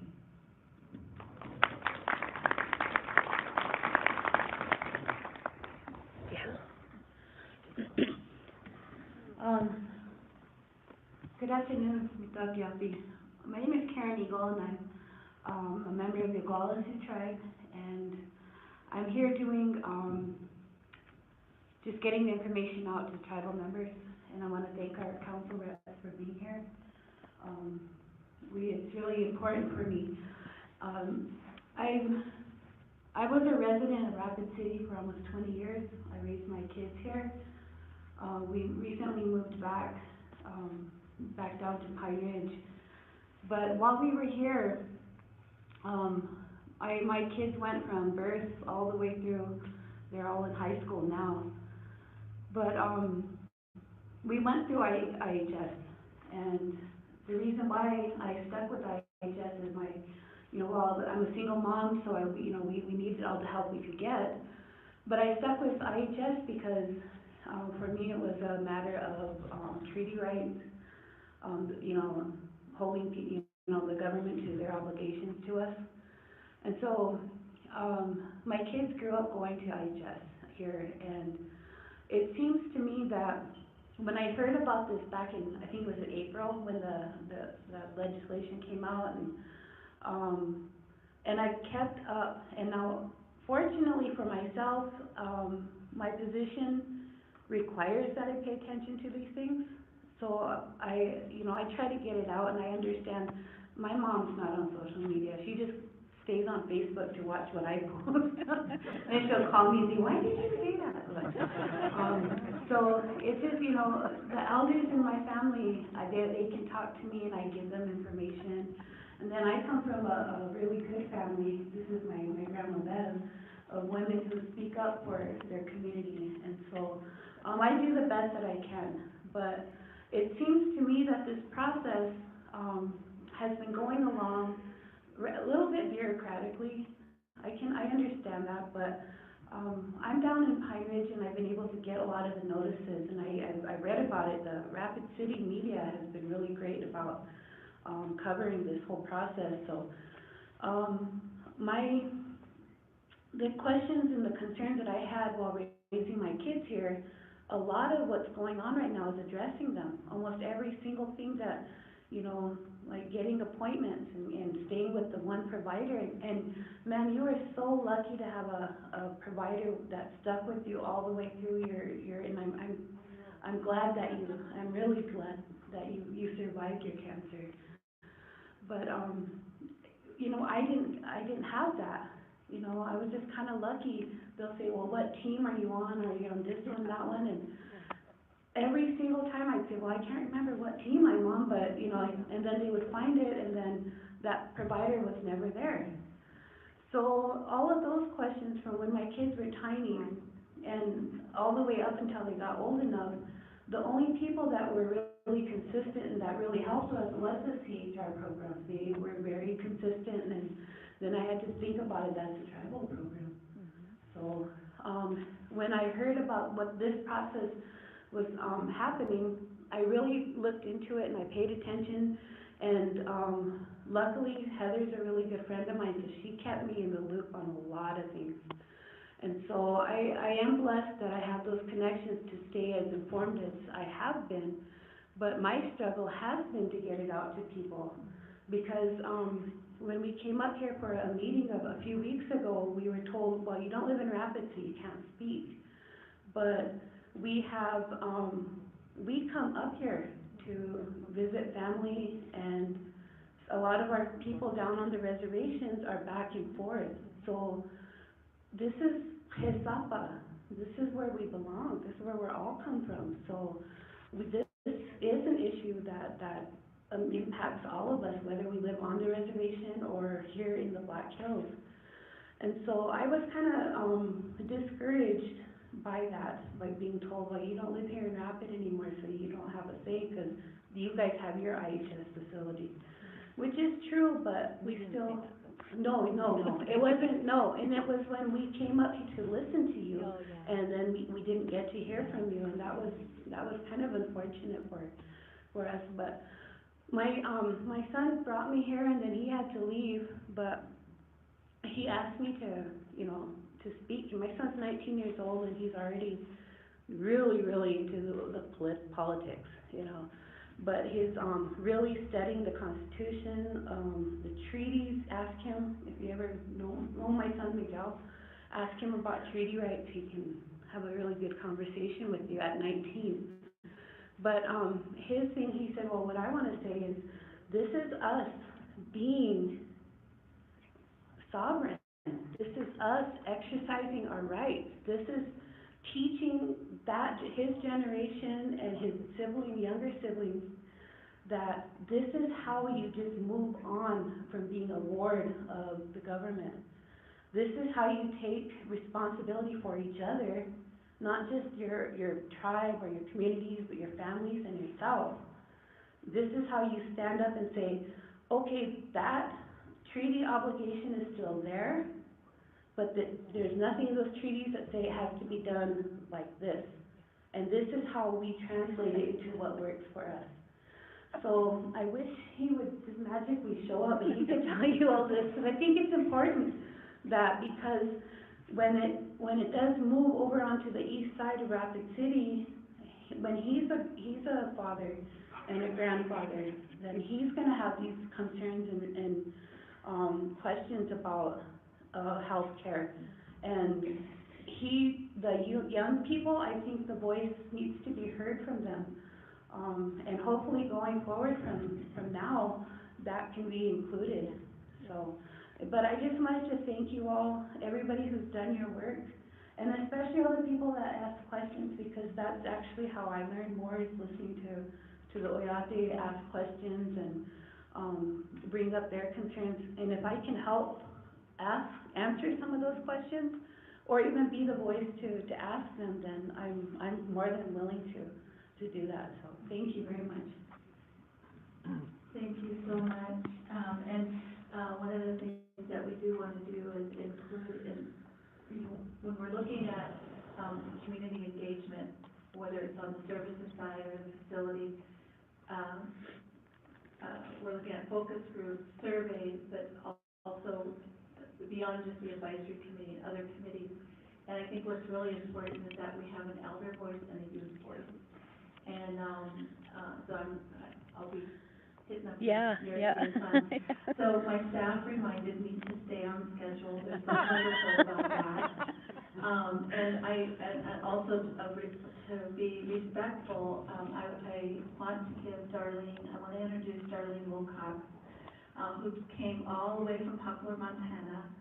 She's a member of the Oglala Sioux tribe. I met Darlene, how long ago, Darlene? About 10 years ago, at an American Indian Psychology conference. And my background is behavioral health as well. I have an MSW from the University of Michigan, with the emphasis on management. But she's amazing, and I've been talking to her about this vision for some time now, and about the issues that break our heart around our youth.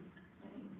So I want you to hear her presentation and hear about what they're doing in Fort Defiance. And this part is part of the possibility. So it's important to answer those fears, but we really need to focus on the possibility and what could be possible. Good afternoon, and happy Veterans Day to all the veterans. And I also want to greet everyone. I see a former college student, Randy, and I grew up here in Rapid City. My dad, William Wilcox, was a World War II veteran, and he retired from Sioux, and he was really proud of Sioux. And he worked hard, took a lot of pride in his work and maintaining the grounds and the buildings. And I graduated from Rapid City Central. And I think when they say it takes a village to raise a child, I give credit to, I remember Charmaine Weiss-Carver as a high school counselor, and at that time I was a very, troubled adolescent. I, was in a bad car wreck, and my friend died, and seems like the whole community supported me, and at that time, the Indians into Medicine program was barely beginning, and I remember wanting to work with adolescents like myself at that time who needed guidance and support. And it's really funny how your prayers and your dreams work out, because that's what I do. I'm a psychologist. I work with children, youth, and families. And how I became involved with the Fort Defiance Adolescent Psychiatric Unit is I transferred there from Pine Ridge. It was my first clinical psychologist position, and I also had, you're also getting an abstract of the Fort Defiance Adolescent Psychiatric Unit. So one of the reasons why I was recruited there was because they read my resume and they saw that I ran Sweat Lodge for the children and women, and they were very selective in choosing their staff. They wanted staff who were sober and traditional and educated and licensed. And so I worked there. I was very honored and privileged to work there. Even though I was Oglala Sioux, I quickly made relatives with the Navajo and participated in their ceremonies for the youth, for the family, and also for the staff. They have, at that time, a 12-bed adolescent psychiatric unit. 6 were females, 6 were males, and they had a 60-day cycle. And within that, their programming, they had psychiatric care, psychological services, art therapy, wilderness adventure-based therapies, recreational therapy, academic, nursing care, individual therapy, group therapy, family therapy, case management services, and traditional Native American healing interventions. They have the Sweat Lodge, tobacco ceremonies, and other types of ceremonies.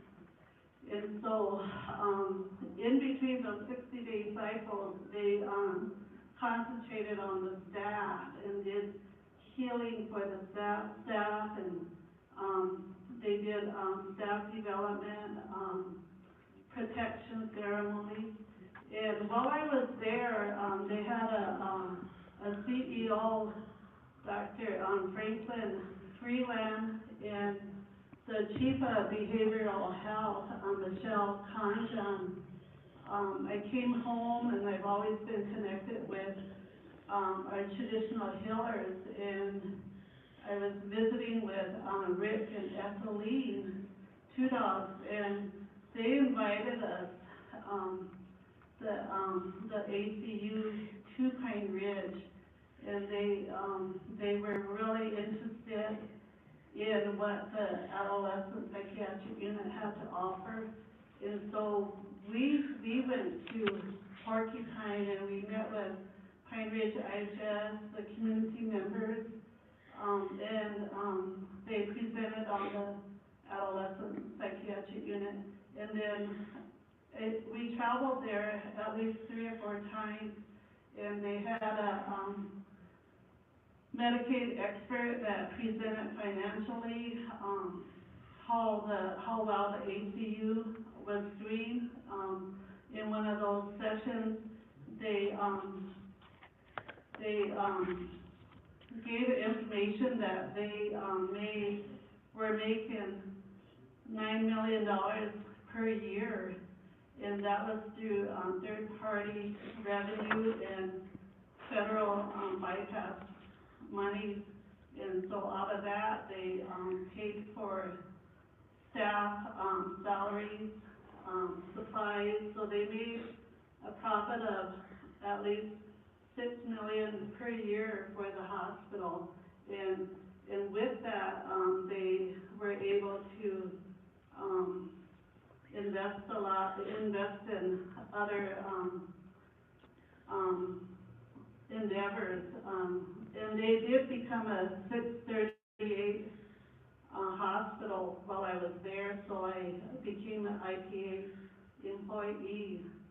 And, you know, I would still consider IHS, and it worked out well. You know, some people, you know, chose to be IPA and some went tribal. So I do have a PowerPoint, and I did, give you the abstract, because I know we are running out of time. Okay, and then, Michelle Conjon, she is willing to come and present and, let you know how they were able to get the ACU up and running.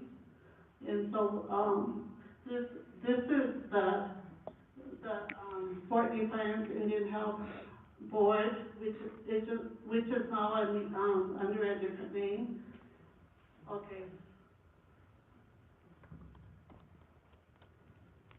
How does it go? Oh, okay. So, this is just a basic overview.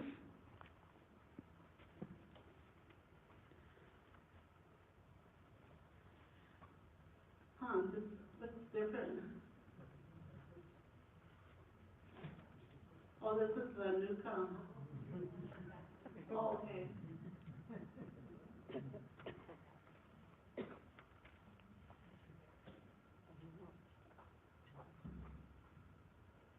Okay, so their vision statement: restore the hope of Native American children, adolescents, and their families in a life of health, harmony, and positive family relationships. Mission statement: provide the best quality, comprehensive psychiatric health care, culturally appropriate healing services, and educational enrichment for Native American adolescents and their families. So this is inside their Hogan, and this is one of their traditional practitioners. And they had 3 traditional practitioners on staff at that time. And they did different kinds of ceremonies for the youth and their families. ACU goals: adolescents will discover new insight, understanding, and self-awareness of behavior and feelings, develop new skills for coping with emotions and behaviors, integrate and deepen a sense of cultural identity and spirituality. Adolescents will express their unique self through verbal communication, writing, humor, art, and music, live a life of purpose, balance, respect, and responsibility to self, family, and community. And then it talks about the program beginnings, outpatient settings, and subacute services. And that's listed in the abstract as well that I gave you. So they started in 2002, and they did focus groups with community participation. They did an extensive review of services needed for Dene adolescents.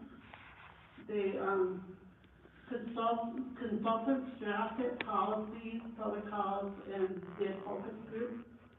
And they specified staffing patterns and level of care required based on community focus group recommendations. Phase 1, they opened as an intensive outpatient 30-day program. Patients attended academic classes, psychoeducational groups, and individual therapy. Phase 2, inpatient subacute until, they were 24/7, open enrollment, 30 to 60 days, and then 66% completed treatment. Then phase 3, closed enrollment, 60-day treatment cycle, 90% completion. Diagnoses were mood disorders, psychotic disorders, suicide ideation, self-harm, trauma, anxiety disorders, behavioral disorders, substance abuse, or dependence as a secondary diagnosis. And then they received referrals from all over, from schools, parents, guardians, probation officers, mental health providers, case managers, others. So their criteria was Native American adolescents age 13 to 17, primary psychiatric diagnosis and/or substance abuse problems, patient readiness for treatment, medically stable, parent guard, consent and participation, 12 patient capacity, female and male. And then exclusions, suicide ideation, case by case, sex offenders, overt sexual behaviors, acute intoxication, actively homicidal, medically unstable, physically violent and aggressive. And then these are some of the staff, original team, the clinical staff, health system administrator, traditional practitioners, psychologists, psychiatrists, social workers, mental health techs, art therapy, and teachers. Support staff, security, dietary, housekeeping, maintenance, inpatient quarters, patient registration, outpatient clinics, clinical services, psychiatric, psychological, therapy, individual, family, experiential, weekly therapeutic groups, education services, clinical services. They did a lot of different activities depending on the season. And then traditional services, kinship and identity, the day ceremonies, spirituality is hands-on. And then traditional services, and then kinship, identity, creation stories, and different types of the day ceremonies, diagnosis,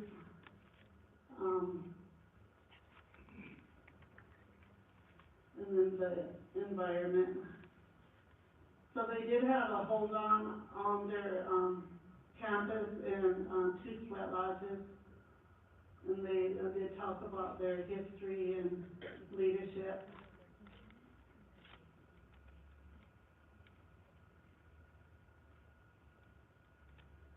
And then they have their nursing services. They utilize probably nurses that would come in for a month at a time. And they also had psychiatrists, residents, though they would come in from the East Coast that would do a rotation there as part of their training. And then nursing staff, psychiatric nurse, mental health technicians.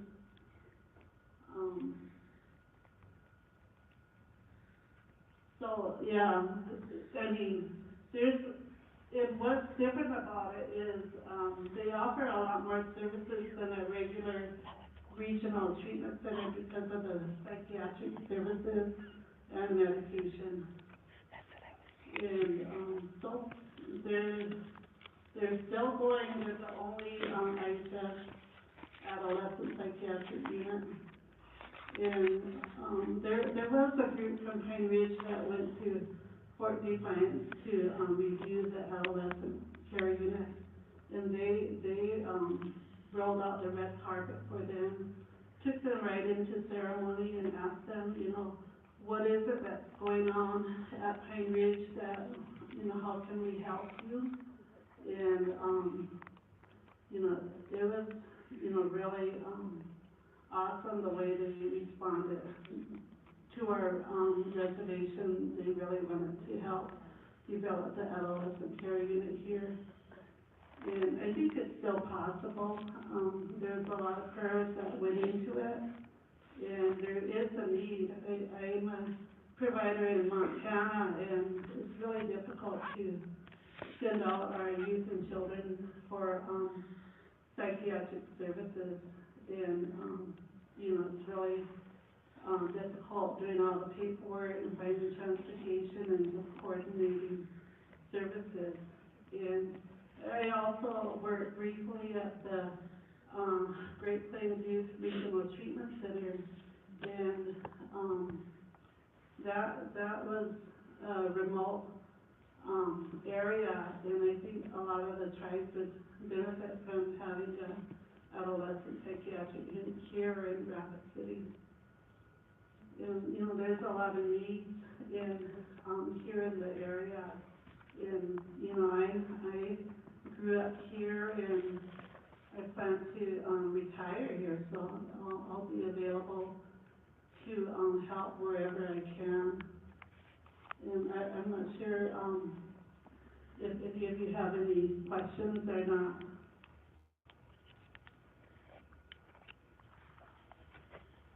Right now I am, working on becoming a prescribing psychologist, so I was on online classes this morning and then probably tomorrow. Eventually I'll be a prescriber. Thank you. Thank you, Darlene. So we're gonna do a little more research into this model, and, you know, as Myra mentioned earlier, whatever we do at the campus, we know that it has to be sustainable, and of course, most importantly, that it meet a need. You know, we took, and vetted a lot of questions and comments from community, and I wanna give the tribal leaders that have been involved in this process an opportunity to make some comments. You know, I don't easily, get rattled, but when I hear someone attack these, servants of the tribe who have worked so hard and so tirelessly for so long, I get a little protective of them, because, they take a lot of heat sometimes for coming to Rapid City to try to help address the needs, and they have a lot of needs at home too. As the CEO for the Great Plains Tribal Chairman's Health Board, I mean, those 18 chairmen are my bosses. And what I see is, you know, we hear about, you know, the tribes can't do this or can't do that, but my experience has been is that, these guys do so much for our people, and oftentimes with very little appreciation. I want to turn this over to Rich, and I know Rita has a couple comments as well. Thanks, Sonia. Thank you, guys. Thank you, everybody, for coming. You know, the people that are working on this project for our tribes have committed wholeheartedly into this effort. We wouldn't waste our time if it wasn't something that wasn't meaningful to each and every one of us. Like Geraldine said, you know, we're damned if we do and we're damned if we don't. We know that there are people that are resistant to change. It's easy for them to come in here and bark like a little chihuahua really fast and then walk out and not stay and listen to what's going on. If you really want to be involved in the process of making this hospital the best hospital in the whole region for Indian country, the Great Plains region, get involved, be part of your community. That's the problem with today. A lot of our people go out and they run off. And they're really not even part of the community, they don't come to community meetings, they don't offer anything to the community, they sit and they bark and they walk away. The people that are resistant to this, they come into our meetings and they bark, and then you see them leave, they don't stick around and watch what we're doing and ask questions, they don't get involved. They bark and they leave. One thing I can tell you is that whenever, 20 years ago, if I got sick, I went to Sioux. I get admitted and I stayed there and they took care of me. Try doing that today, you're going to regional hospital and you'll be stuck with a big bill. They don't keep you there no more. So the other day, at our last meeting, because each one of them is new faces, and we'll keep doing these meetings every month until we get everybody informed, but, one of the gentlemen said, you know, they closed our, labor and delivery. I said, what happened? Everybody quit having babies up here? My overlaws don't have babies here in Rapid City? No, and he's gonna start explaining, and I said, no, I get it. They closed your labor and delivery down. Didn't ask you if you wanted that, to close it down or not, did they? I said, no, they just closed it down. They have all the babies at regional hospital now.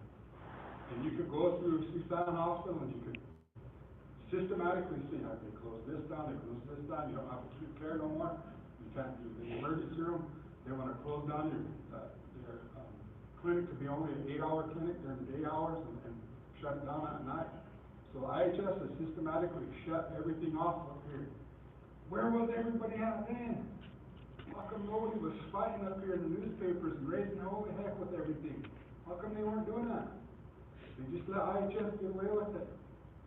And so our tribes, and I've only been 4 years now, I just won my 3rd term in the tribal council, and I've committed myself to this. I've been at IHS up here fighting for our membership up here that said, Rich, they're not paying for my bills, or Rich, I can't get my next level of care because they won't meet and they won't pass me to go on because I'm not a level 1 or a level 2 and all these things. So being at them offices and fighting for people I don't even know, people from Cheyenne River, Stand Rock, people from Iowa, wherever, down south, people that are Navajo and different reservations, sitting in there and fighting for people I didn't even know.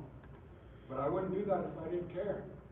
I'm not just gonna turn around, and it's easy for us, we could just turn around and walk away. We'll tear all them buildings down and put a new building up over there and just, is that gonna make, half people are gonna be mad? What's the worst thing that's gonna happen? We fall flat on our face and IHS comes and takes the program back, right? It's not like we're falling off a cliff and then it just all goes away. If a tribal program can't operate, IHS will reassume the program and take back over. That's the worst that can happen. But what are some of the visions and the things that can happen? You know, reopening up our hospital to be a true hospital again, to have specialty clinics, to get a dental program here where children have braces, our elders can get their dentures done, the different things. We can have a hearing program or get hearing aids and different things like that. All of our people in Pioneers who go to Winnebago. My mother, God bless her soul, got her dentures over in Winnebago. Why do we have to travel 5 hours to do that? Why can't this be our big, bright future, shining star in the Great Plains region? That's what we wish, and it's only gonna make the hospital better for you guys. And if we fall flat on our face, IHS will be there to save the day and pick us back up. You know? But that's not our goal. Our goal is to show IHS that we will do better, and we will show them how it's done. I'm not gonna sit here and come to these meetings every day and come out and get bashed and shoot out and all that stuff for nothing. I'm here to fight with you guys beside me, to show the government that this is what we can do, that our healthcare can be much better than what it is right now. I'm an IHS brat. My mother was a physician's assistant in Pioneer for 33 years. I've sat and listened to her come back frustrated. Some of you have the same stories. Well, that doctor will only see 2 patients a day. Really? I'm gonna pay you $200 an hour so you only have to see 2 patients a day? Try doing that in the private world. That doctor is down the road because he's losing money for that business. We're not gonna tolerate that here, no more. Our doctors are here to work, or else we can go somewhere else. We'll find somebody that wants to work here. Because my mom was one of them physician's assistants that might have seen 50, 60, 70 patients a day, while the doctor is sitting back $200 an hour seeing 2 patients a day. That's not fair. What are their commitments to them big high dollars that they're coming here? They need to be committed to our communities too, otherwise we don't need them here. Ms. Lafferty talked about her cancer. I too understand that personally in my heart, because I sat there and I watched IHS and regional hospitals go back and forth, back and forth, back and forth.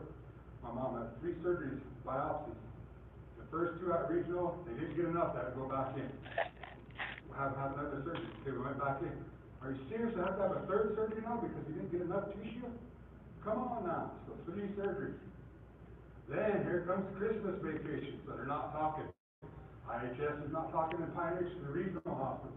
Regional hospital is waiting for the people at the cancer center to tell us when they're going to meet again. Well, here comes New Year's. So here comes, we're talking before Christmas, and towards the end of February, we finally get them 2 people to start talking together so I could go and see the specialist for my mom. She had pancreatic cancer. So we go, we do a radiation treatment, we go home, and 3 weeks later, my mom is dead. This April, my mom has been dead just 6 months. Everything that meant anything to me disappeared in a flash. And I didn't have time to even cry. And I go down the road today and a song comes on. And I'll start crying in my car because I love and I miss my mother. But those are the things that our people are going through that need to stop. And I'm not going to sit back and do this for nothing. There's a reason why I'm doing this, and it's for all of our people. Nobody should have to figure and watch bureaucracy go back and forth and not communicate to one another and not know what the next step or the next step or the next step is while they're waiting to go to Mayo or wherever they need to go. And that's why I'm here for this. I got 1,000 other things that are going on. Sonia could attest to this. Every day we have a meeting, one committee or another in our tribal government, doing things for our people, yet every day we're stealing, we're doing all this bad stuff. It's not even true. It's because of those ones that come in here and they walk away and they go on social media and lie about everything, when our tribes are trying their best to do everything they can for you. Just the other day, we passed $1.6 million of funding. Her Healthy Start program is one of them up here for our people up here. The other one is our treatment center on Pine Ridge. 1.6 million, and that's just in one day. Imagine what happens the other 30 days of the month that we're doing work for everybody. So it's not fair to say, you know, I'm sorry, and I'm sorry, but our 3 tribes are the governing body of the Sioux Hospital here. You can't do anything without our 3 tribes coming together with that. And that's why I keep on saying side by side with the community here, with us coming together, let's do this together. And whenever somebody wants to put everything down and drag us down, let's just get above it and let's do something good for the community here. That's going to mean a difference not only to you, but everybody on our reservations back home. Just because you live in Rapid City, does that mean you don't love your family back in Pine Ridge or Eagle Butte or Standing Rock or whatever tribe they're from across this Great Plains region? Heck no. I love my relatives up here just as much as I love the ones in Pine Ridge. And I hope you all feel the same way. But here we are, we drag each other down, and I want us to get past that. So share the information and keep coming to our meetings. If you could just tell one person every time, that brings another person in that bring on board a champion in this project. And at the end of the day, if we fail and fall flat on our face, IHS could take it back. But I guarantee you that won't happen here. Thank you.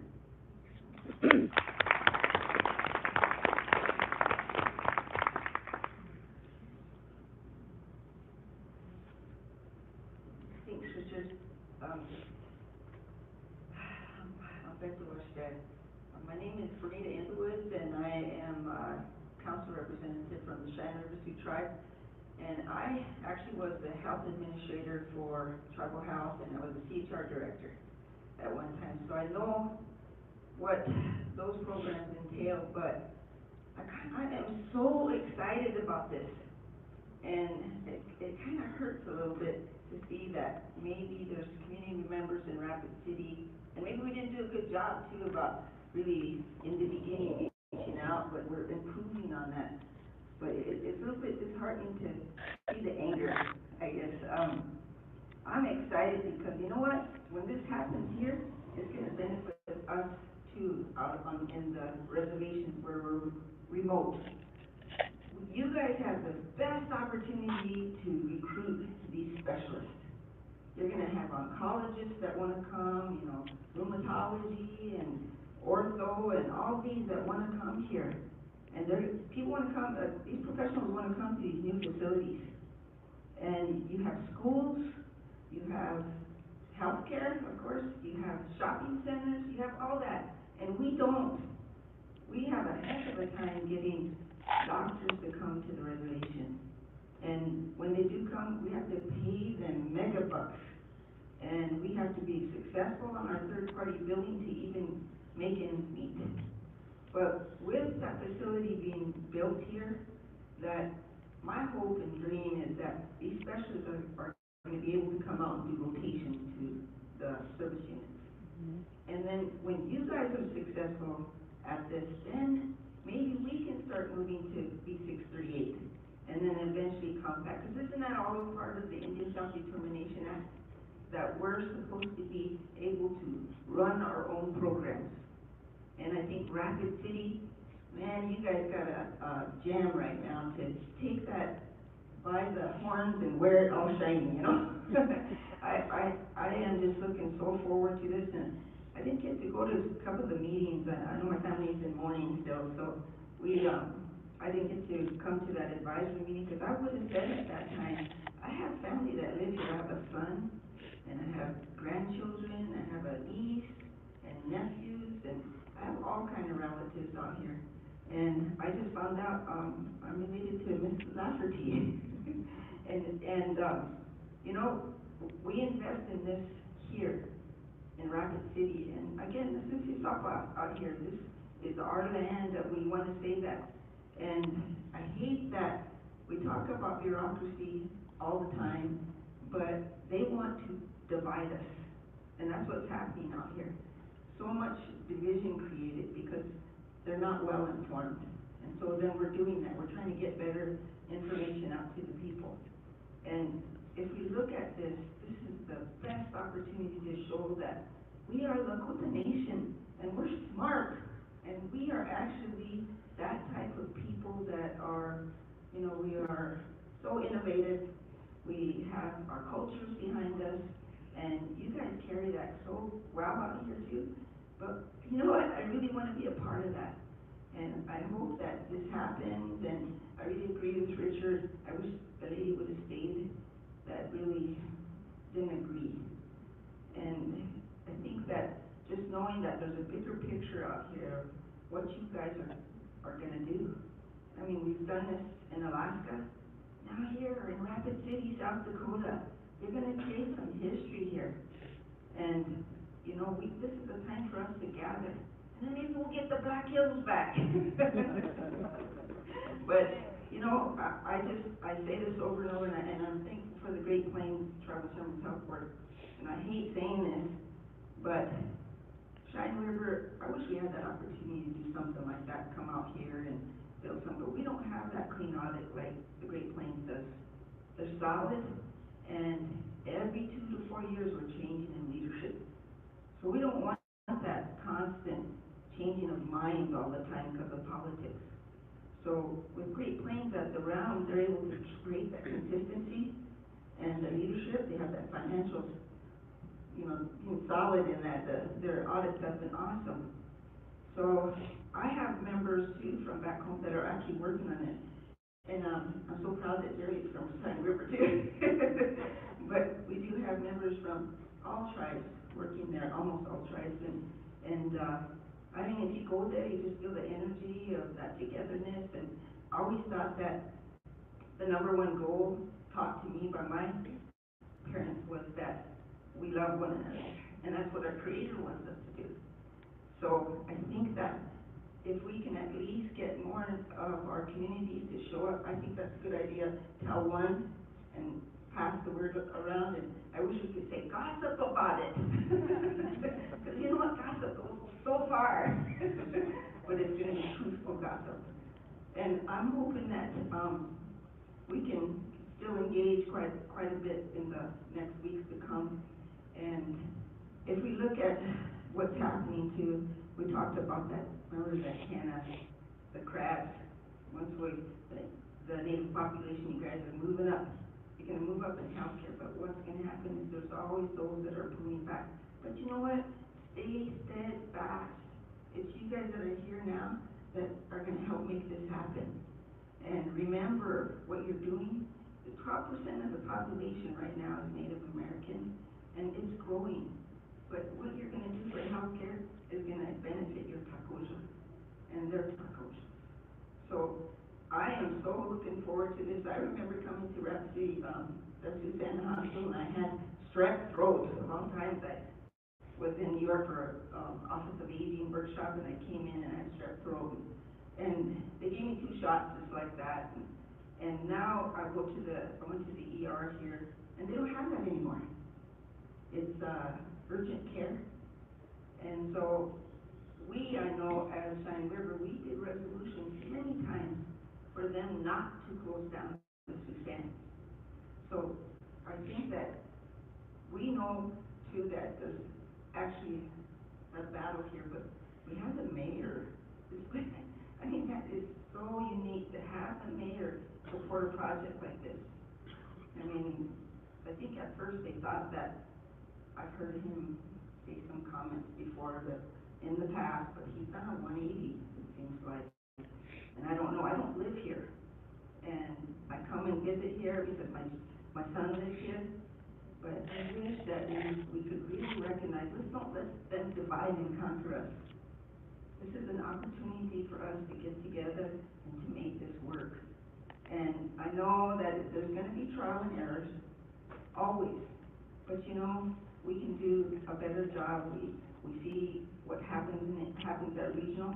I've had family members go to the regional hospital, and if we weren't there every day with them, there was always neglect. And then our people complain to the health committee constantly about the ER at Rapid City Regional. And then we send our patients out here suicide, and they're there 3 days.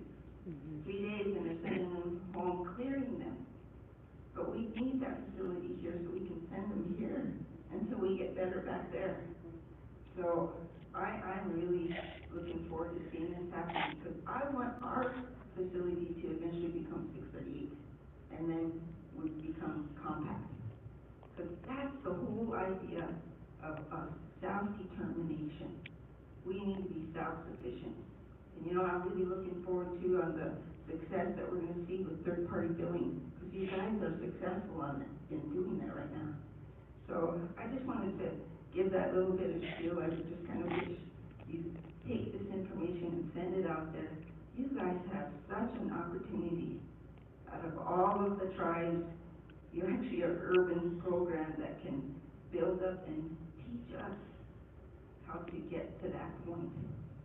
And I really appreciate the time that we've had out here, and I'm going to start coming more and more and be even louder and more and more. But thank you for everybody that has come so far.